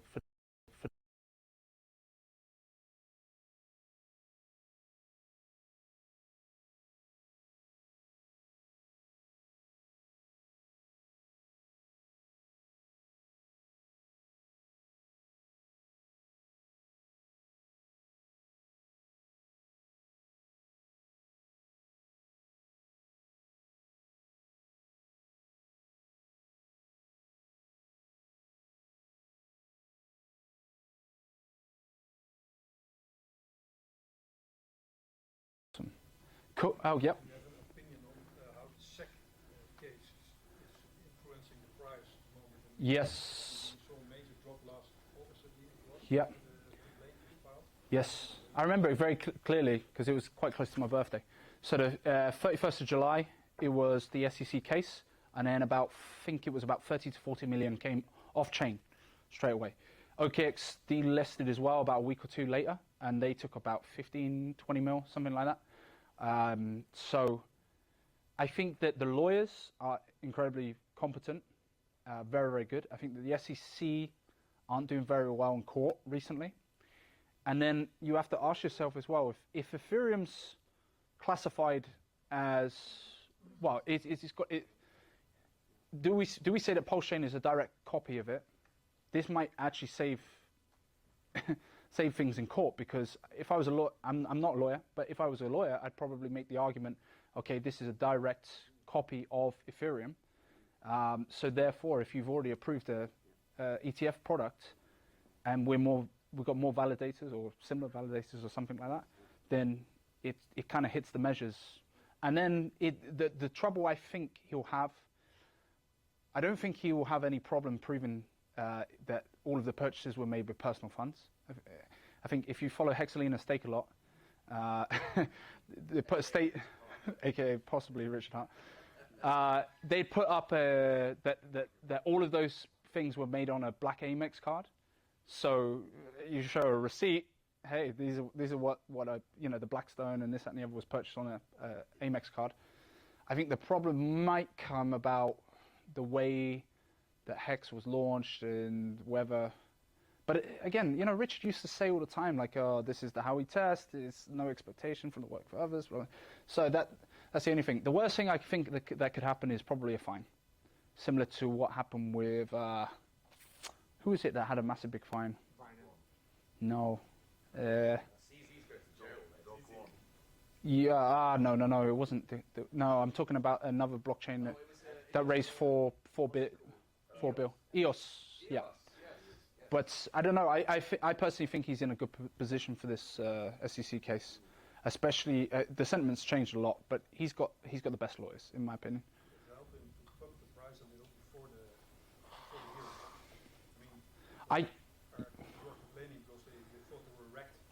Right. I mean, the question is, how do you prove that? How do you prove that? First of all, it's tied directly to Richard. Maybe it's in another entity. Maybe it's, you never know. It could be someone in this room, Brett Morrissey or whatever. And then the next thing is like, yeah, maybe it does start maybe there is someone pumping the price before October. But I think that the move that happened in January kind of was a signed off by a lawyer. Like, you wouldn't do that if it could have legal ramifications. And that was the other question a lot of people said. It's like, oh, his average entry price into Ethereum seemed pretty bad. Yeah, my mum and my sister have got better average entry prices into ETH. But we didn't know that there was going to be an Ethereum ETF probably up until that point. We didn't even know that there was going to be a Bitcoin ETF back in the bear market. So hindsight's, everyone thinks they can do things better. But yeah, I think it was a good move, personally. But I'm very bullish on what could happen in October. Yeah. Cool. Any other questions at all? Awesome. Well, appreciate all you coming out. Round of applause for these guys as well. Thank you.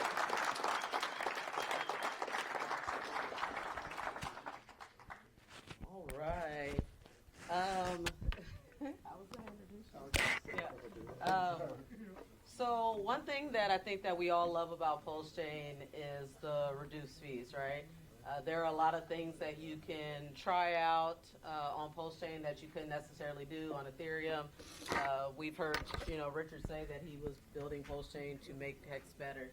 And so what we're seeing on PulseChain is a lot of tokenization of real-world assets. So our next presenter is going to be talking about how they have gone about tokenizing a real-world asset. He is Rob B. Scott with Soil Energy. Thank you.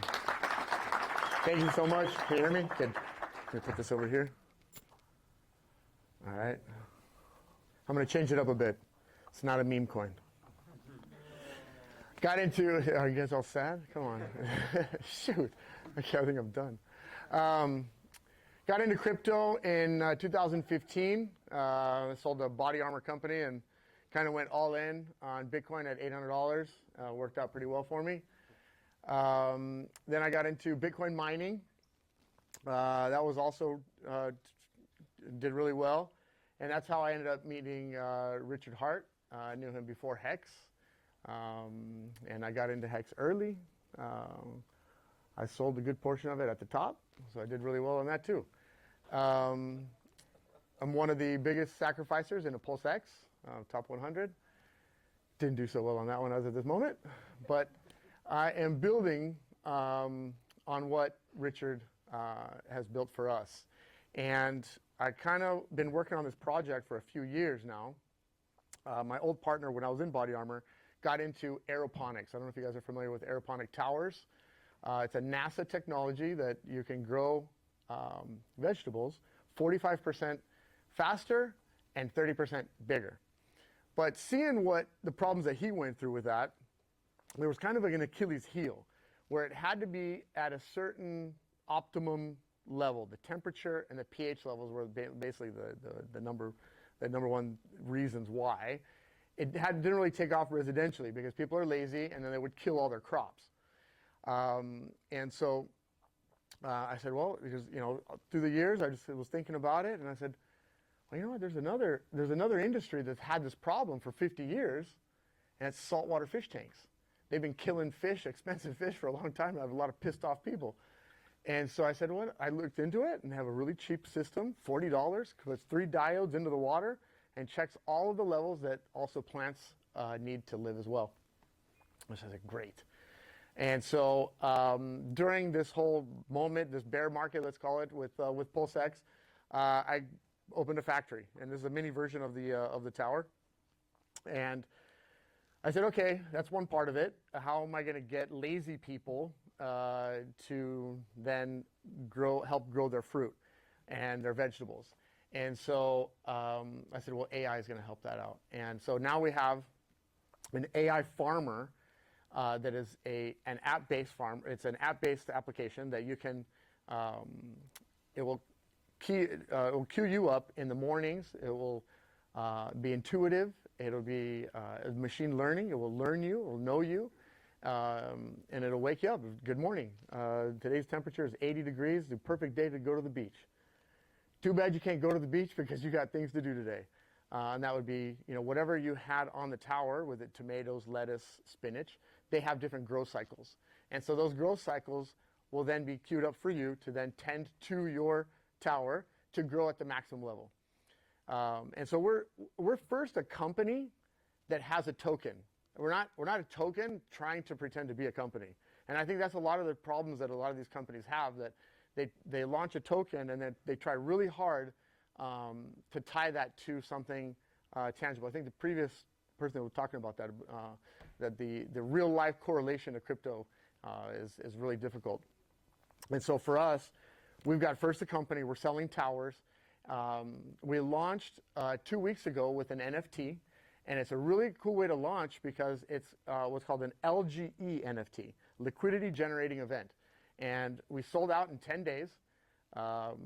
We sold 20,000 NFTs, and that money that you put up for the NFT, you are airdropped a PLP token. And so you are into the liquidity pool. You're putting up one half, and I'm putting up the other. And so my dev is amazing. Not as amazing as a Tropa dev. My dev's number 2. But he's crafted a way, and I think it's going to be a nice little benchmark in the way to really, if you want to launch a project, this is a really nice way to do it. It's a sustainable way to do it. Because if you're paying somebody to put up the 2 pairs, well, they kind of have a lot of leverage on you, because if they take off on you, you're kind of left, like empty-handed. And so by doing it 50-50, you're kind of securing yourself a little bit, and it's just a little bit more of a sustainable project. And so we launched with that, and it's going really well. Next up, we are launching the token by the end of this month on PulseX, so on V2. And then we're going to be launching on 9mm for V3. And that's the immediate plans right now for this month for the soil token. After that, we have been picked up by a company called Crowdfunding Company. They are worldwide, they're really famous. They only take companies that will do $1 million or more, or they think, on Kickstarter. Their average is 1.2 million. So for them to take us, we were just, our team was just ecstatic. We're like, dude, we're going to do $1 million. And so, because you know it, I mean, they have a team of 75 people, and so, well, we're going to launch. Is that mine? Oh, that's me. It says I'm supposed to start the presentation. And we've already started. So they're going to take that in July, and what they do is they do a run-up of 2 months. They kind of like basically like they prime the pump, and this is what's great for our community. Okay, they are going to bring 10,000 new eyeballs, okay, to the project. Right? Obviously, we're going to be selling the tower with the Kickstarter, but there's also the token that's associated with that. And how are we tying that? So there's a subscription NFT. So the AI that we're going to have a free version that just basically does basic things, but we're also going to rent out the AI to the customer to have them try it out.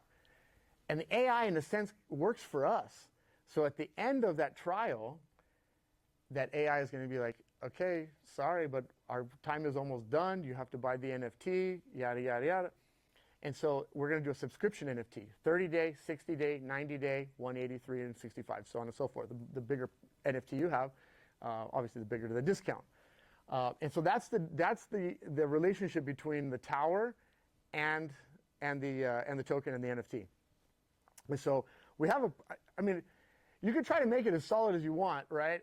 But for us, that's better than most, right? That connection for us is really nice.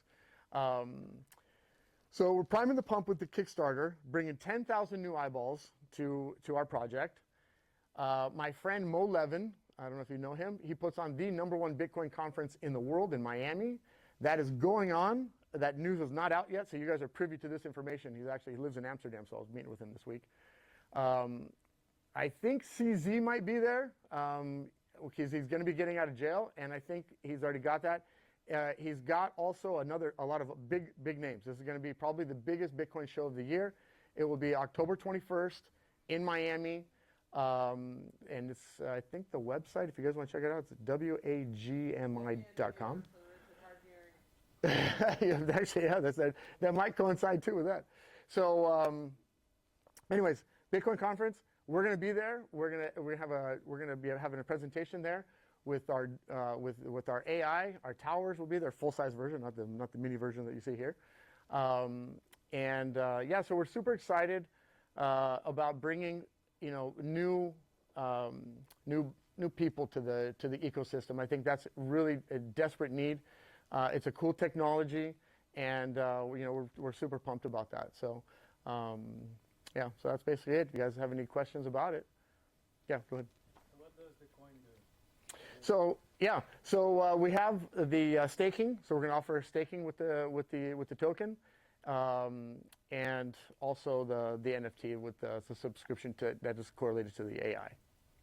And where does what do you earn as staking, and what's the mechanism behind the staking? I guess. Do you get paid, and where does it come from? Well, obviously you get paid in our token to hold it. That's the that's the incentive. We're paying for you to hold the token. Right. So does it come from a treasury? Yes. Yeah. If you guys want, the website is soilenergy.com. Everything's there. Also, our white paper, our Telegram is also Soil Energy. So all of these questions, obviously, they can be answered there. The white paper's there, and then we've got a group already of 300 plus people on Telegram, so that's kind of nice. We barely launched. I mean, this thing is like, it's almost not even a month old. So of getting out there to the masses. So we're happy about our success so far. Yeah, go ahead. This tower, what does it do, and how does it for farmers or for Yeah, so I think you touched on it earlier. Inflation is setting in, and it's getting really tough for a lot of people out there. And so the whole premise to this was, really helping out families. And you can either do it as a home-based business or just, for yourself. There's a smaller version that you can have like this type that'll fit on your kitchen countertop. And so you're saving money on groceries. You're eating pesticide-free or 100% organic, that 100% that it's organic, not just a sticker on the bag. So if you want to run this as a business, you can. And there's actually there's some really good money to be made. The bigger tower will generate roughly $1,000 a month for you in revenue. And the time that you spend on that is per tower is around 3 hours a month. So $1,000, 3 hours a month, it's pretty good. It's once you've planted it, it basically you've done your job. It kind of just it grows, right? It's a plant. Yeah, go ahead. what's the height? So you can go up to 5 levels. So this one's got 3. So this one's got the 72. We got 96, and then we got 144 plants on one tower. and it occupies. They're about this big around, right here. No. Recycled plastic? It's ABS. Yeah, it's food grade plastic. Yeah. You have to hang lighting around it? So yeah, if you we do offer the lighting as well, and the lighting is it's full spectrum lighting. So it's blue, reds, and whites to really maximize your yield. It's all about we can grow in the tower. Just to give you guys an instance, how fast from seed to harvest, 27 days. For lettuce. Tomatoes is right around 38 days. Okay, so it's really fast, and you get these massive veggies too. I mean, it's just they're really good, they're fresh, and yeah, go ahead. No, it's all water. Yeah, it's just water, and it uses 90% less water than you would normally do for normal farming. So it's less water, and you use just a fertilizer. It's liquid fertilizer. You're selling Europe? Yeah, we're selling worldwide. Okay. Yeah. What's the secret so that the end user always uses the correct amount of water when they're working the 3 hours per month? Okay, so there's the fertilizer when you put it in. So you fill it up to the line, and then you put in your A fertilizer and your B fertilizer, and that'll run you for the whole crop. It stays at the bottom and you don't... Yeah, it stays at the bottom, and then it uses high pressure to shoot the water all through the inside of the tower. The reason why the plants grow faster is because the plant doesn't exert energy to suck the nutrients in.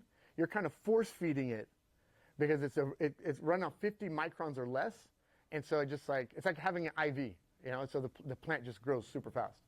It's a NASA technology. This is what they use, you know, when they're putting, you know, moon bases or something. They were thinking about doing something like this. Yeah, go ahead. So there's more hardware involved than just ABS power. Yeah, so there's a little pump. There's a pump. There's the sensors. So yeah, there's a little bit of electrical. Yeah. And you deliver it with all the... It comes, yeah, ready to go. Yeah. Exactly, yeah. Yeah, we'll be delivering, I believe the first ones are going to be in July when we run the first survey with the Kickstarter company. They'll be sending out the first units. Okay, go ahead. What's the price? So the small one's $480, and that includes everything. Now you can put 24 plants on that one. The big one's 1,200. You can put 144 plants on that. Yeah, it's 2.5 meters. That's pretty big. So it's more for industrial. And that's the one you're giving away, right? Yes, I'm going to be giving away a tower, yes. Or I'm going to raffle one off, a big one. I will raffle off a big tower for you guys. So what you were saying about, so people get a subscription through an NFT, right? Yeah, it'll be an NFT subscription. So you'll purchase the 30-day, the 60-day, the 90-day, and then you'll connect your wallet to the app, and it knows, connected to that, you know, it's connected to the NFT that you have the subscription. And there were, like you said, like through this crowdfunding company, like 10,000 potential new customers, right? Yeah. So how initially. Yeah. Yeah, that's even before they launched the Kickstarter. So how do you see the onboarding going? So that's a good question. I mean, who knows, right? I mean, I don't think this has really ever been done with a tie-in to a community like Pulse. But I think it's the perfect community, right? I think, aren't we like a more welcoming community than any other community out there? You know, we've always been a community of like, hey, you need to listen to this, right? And so I think that it's a perfect marriage to bring the people in and say, hey, this is PulseChain, and you know, good things you came here first, right? And not the other way around. So it could be good. We don't know yet. Yeah, go ahead. Just asking for a friend. Can I grow weed with it? Yeah. So it does grow weed, but the answer is yes and no. The root system for weed grows really long, and so what that's gonna happen, and that's gonna be problematic, because then if it drops down into the water, you'll have like root rot. So it can be done, and if you go on YouTube, there are ways to do it, and you will grow some super bubonic chronic. I mean, it'll grow fast and amazing. Some people have said it's like the most amazing weed they've ever smoked. So. I haven't personally tried it, but yeah, that's up to you. I'm just going to grow it and sell it. Whatever. Yeah. Don't get high off your own supply, right? That's the number one rule. Yeah, go ahead. I just wanted to add that we should view it from the other side. It's great when someone wants to bring these kinds of products in connection to PulseChain. It's great that someone takes this opportunity. Thank you. It would be great if there are some other ideas which could be based on the blockchain. I think that as a PulseChain community, we are more of a community, like I said before, of helping, right? And being self-sufficient. And so as times are getting tough and we're still not seeing any returns from PulseX, it's, you know, let's start generating some income. You know, like I said, you can make $1,000 off a tower. There's 96 plants on that tower. Everybody knows a manager of a restaurant or your neighbors. I know a lot of people in the States that are running this business. You can run it with DoorDash. You can have your plants, your bags. We're going to supply everything. We're basically giving a business in a box. And so, you know, that's at least the focus of, you know, of the RWA company. And then we've got the token that's also there to kind of augment and be a hybrid, you know, so to speak, to a real world business. Yeah. Are you shipping internationally? Yeah, we'll be shipping all over the world. Yeah, so I live right now in Argentina, in Buenos Aires. I'm setting up the factory there. And then I go back and forth between Dubai and Argentina. So the headquarters are in Dubai and factories in Argentina. And it's cheaper to manufacture than it is in China. And their tooling actually in Argentina is much better. So that's the reason why I'm there. Yep. You spoke of a light supply. Yeah, so there's lighting that's on by, there's a lighting kit, it's $100, so it's not expensive at all. Is it on the inside? No, it attaches to the outside. So from the top and from the bottom, really super cool. I mean, we're going to be launching a lot of this stuff in the next couple weeks. Like really, you guys are catching this right in the beginning. And like I said, we launched the NFT and in 10 days it sold out. So you know, I think we're onto something, and we have a great product. It's helping people. It's helping people eat. People are struggling out there. They can't make ends meet. $100 doesn't buy you hardly any groceries anymore, right? I remember back in the day at Costco, my parents would go and spend $100 and complain. You can't even get out of Costco for under $500 now. So, you know, it's really tough. And so I think this is a great way. I mean, at $400, $480, in a few months you have your money back, and you have fresh food every day. I mean, it's just an amazing thing. Yeah, go ahead. The fertilizer, is it something special, or how do you do it? You can bait in any hardware or you know, garden shop. Yeah, any garden store will have it. We've got another part of this business that closes the loop, and I was going to wait for another time, because I only have 15 minutes. But if I can go over, I'll talk about it. So there's another part of this business that we close the loop on this, and it's the digester. It's an anaerobic digester. And what it is this huge black bag that you put waste on one side, okay? You put food scraps or cow manure. And on the other side, about a month later, you get liquid fertilizer, and you also get methane gas. It's a green energy project. My project is a green energy project. Our smallest digester, which is 2.5 meters by 1 meter, will produce 40 liters of liquid fertilizer per day and 2 hours of cooking methane gas. That's amazing. That's another moneymaker. So you could also sell that gas. You could also sell the fertilizer, not commercially, but it's something. You're making value. Now you could take that fertilizer and run it back into your tower, and so now you've closed the loop. And so as you're delivering your greens to the restaurant, we're going to have also 5-gallon buckets that with our logo and everything, and we can leave with the restaurant, say, hi, Mr. Customer, give me your food scraps, and I'll give you $5 off of your order of your greens, of your spinach, or whatever they're ordering from you. He's like, well, I was going to throw the stuff away anyhow. Sure, why not? Now you're also making money off that. So really, really cool technologies, and we're closing the loop on this. So it's really nice. Yeah, go ahead.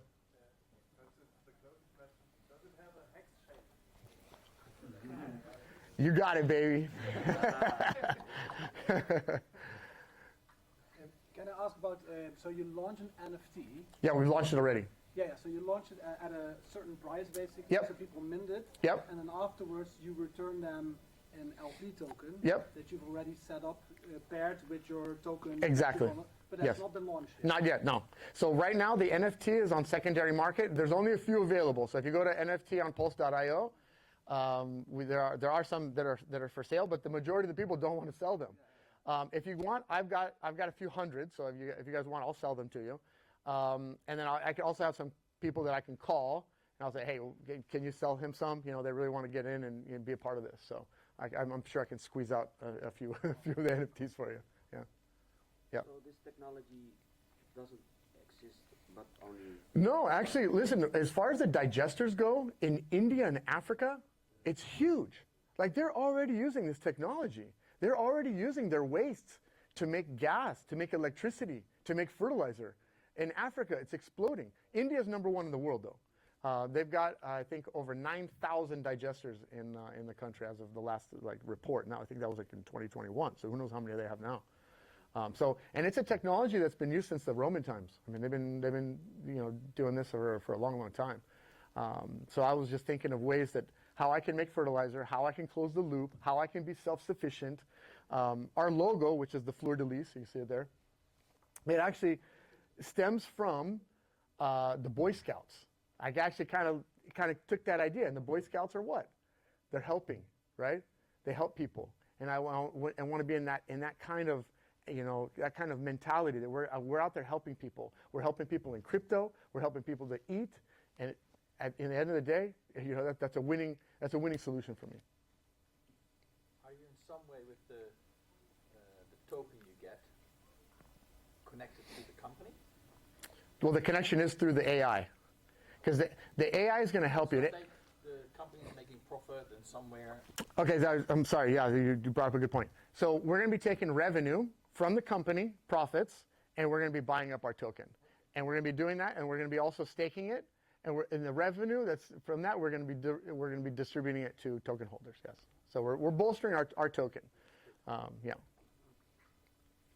Is there any demo video of how? The devs said they were supposed to have a demo for me for you guys to we could play with right now, but wasn't ready yet. So, like I said, we're in the beginning, so doing the best I can. But like I said, we'll as it's available, we'll start publicizing that. With all this information, you can all find out. Yeah, I mean our Telegram group, which is at Soil Energy, is the best place to grab this information. We post there. It's a pretty active group, and yeah, really happy about it. Anything else? Okay. Thanks, Seth. Yeah, go ahead. Okay. Thank you, guys. All right. So we are in the closing stages of this here. We are going to raffle off the rest of this, all our goodies. And the tower. And the tower. Did you say it's the small one? No, I'll do the big one. 96 pot tower. Okay. Yeah. So I'm guessing being that That's that's a $900 value. Yeah. I feel like since that's our biggest one. Did I leave anything over here? No. First, so the first number I pulled. I feel like I'm not even going to tell those guys that's out there that I'm about to raffle. I mean, right? Let somebody in the room. All right. Before I get to it, I just want to thank and recognize our sponsors that have helped us to be able to do this tour through Europe, Discourse Syndicate, KSBCD, 9inch.io, PulseChain Foundation, PulseDrip. Hey everybody, you know what? We don't really live stream the raffles, so thank you so much for tuning in. I hope y'all have a fantastic rest of your day. Thanks to all of our new subscribers. I'm pretty sure this is going to be on the internet for like another month. See you later.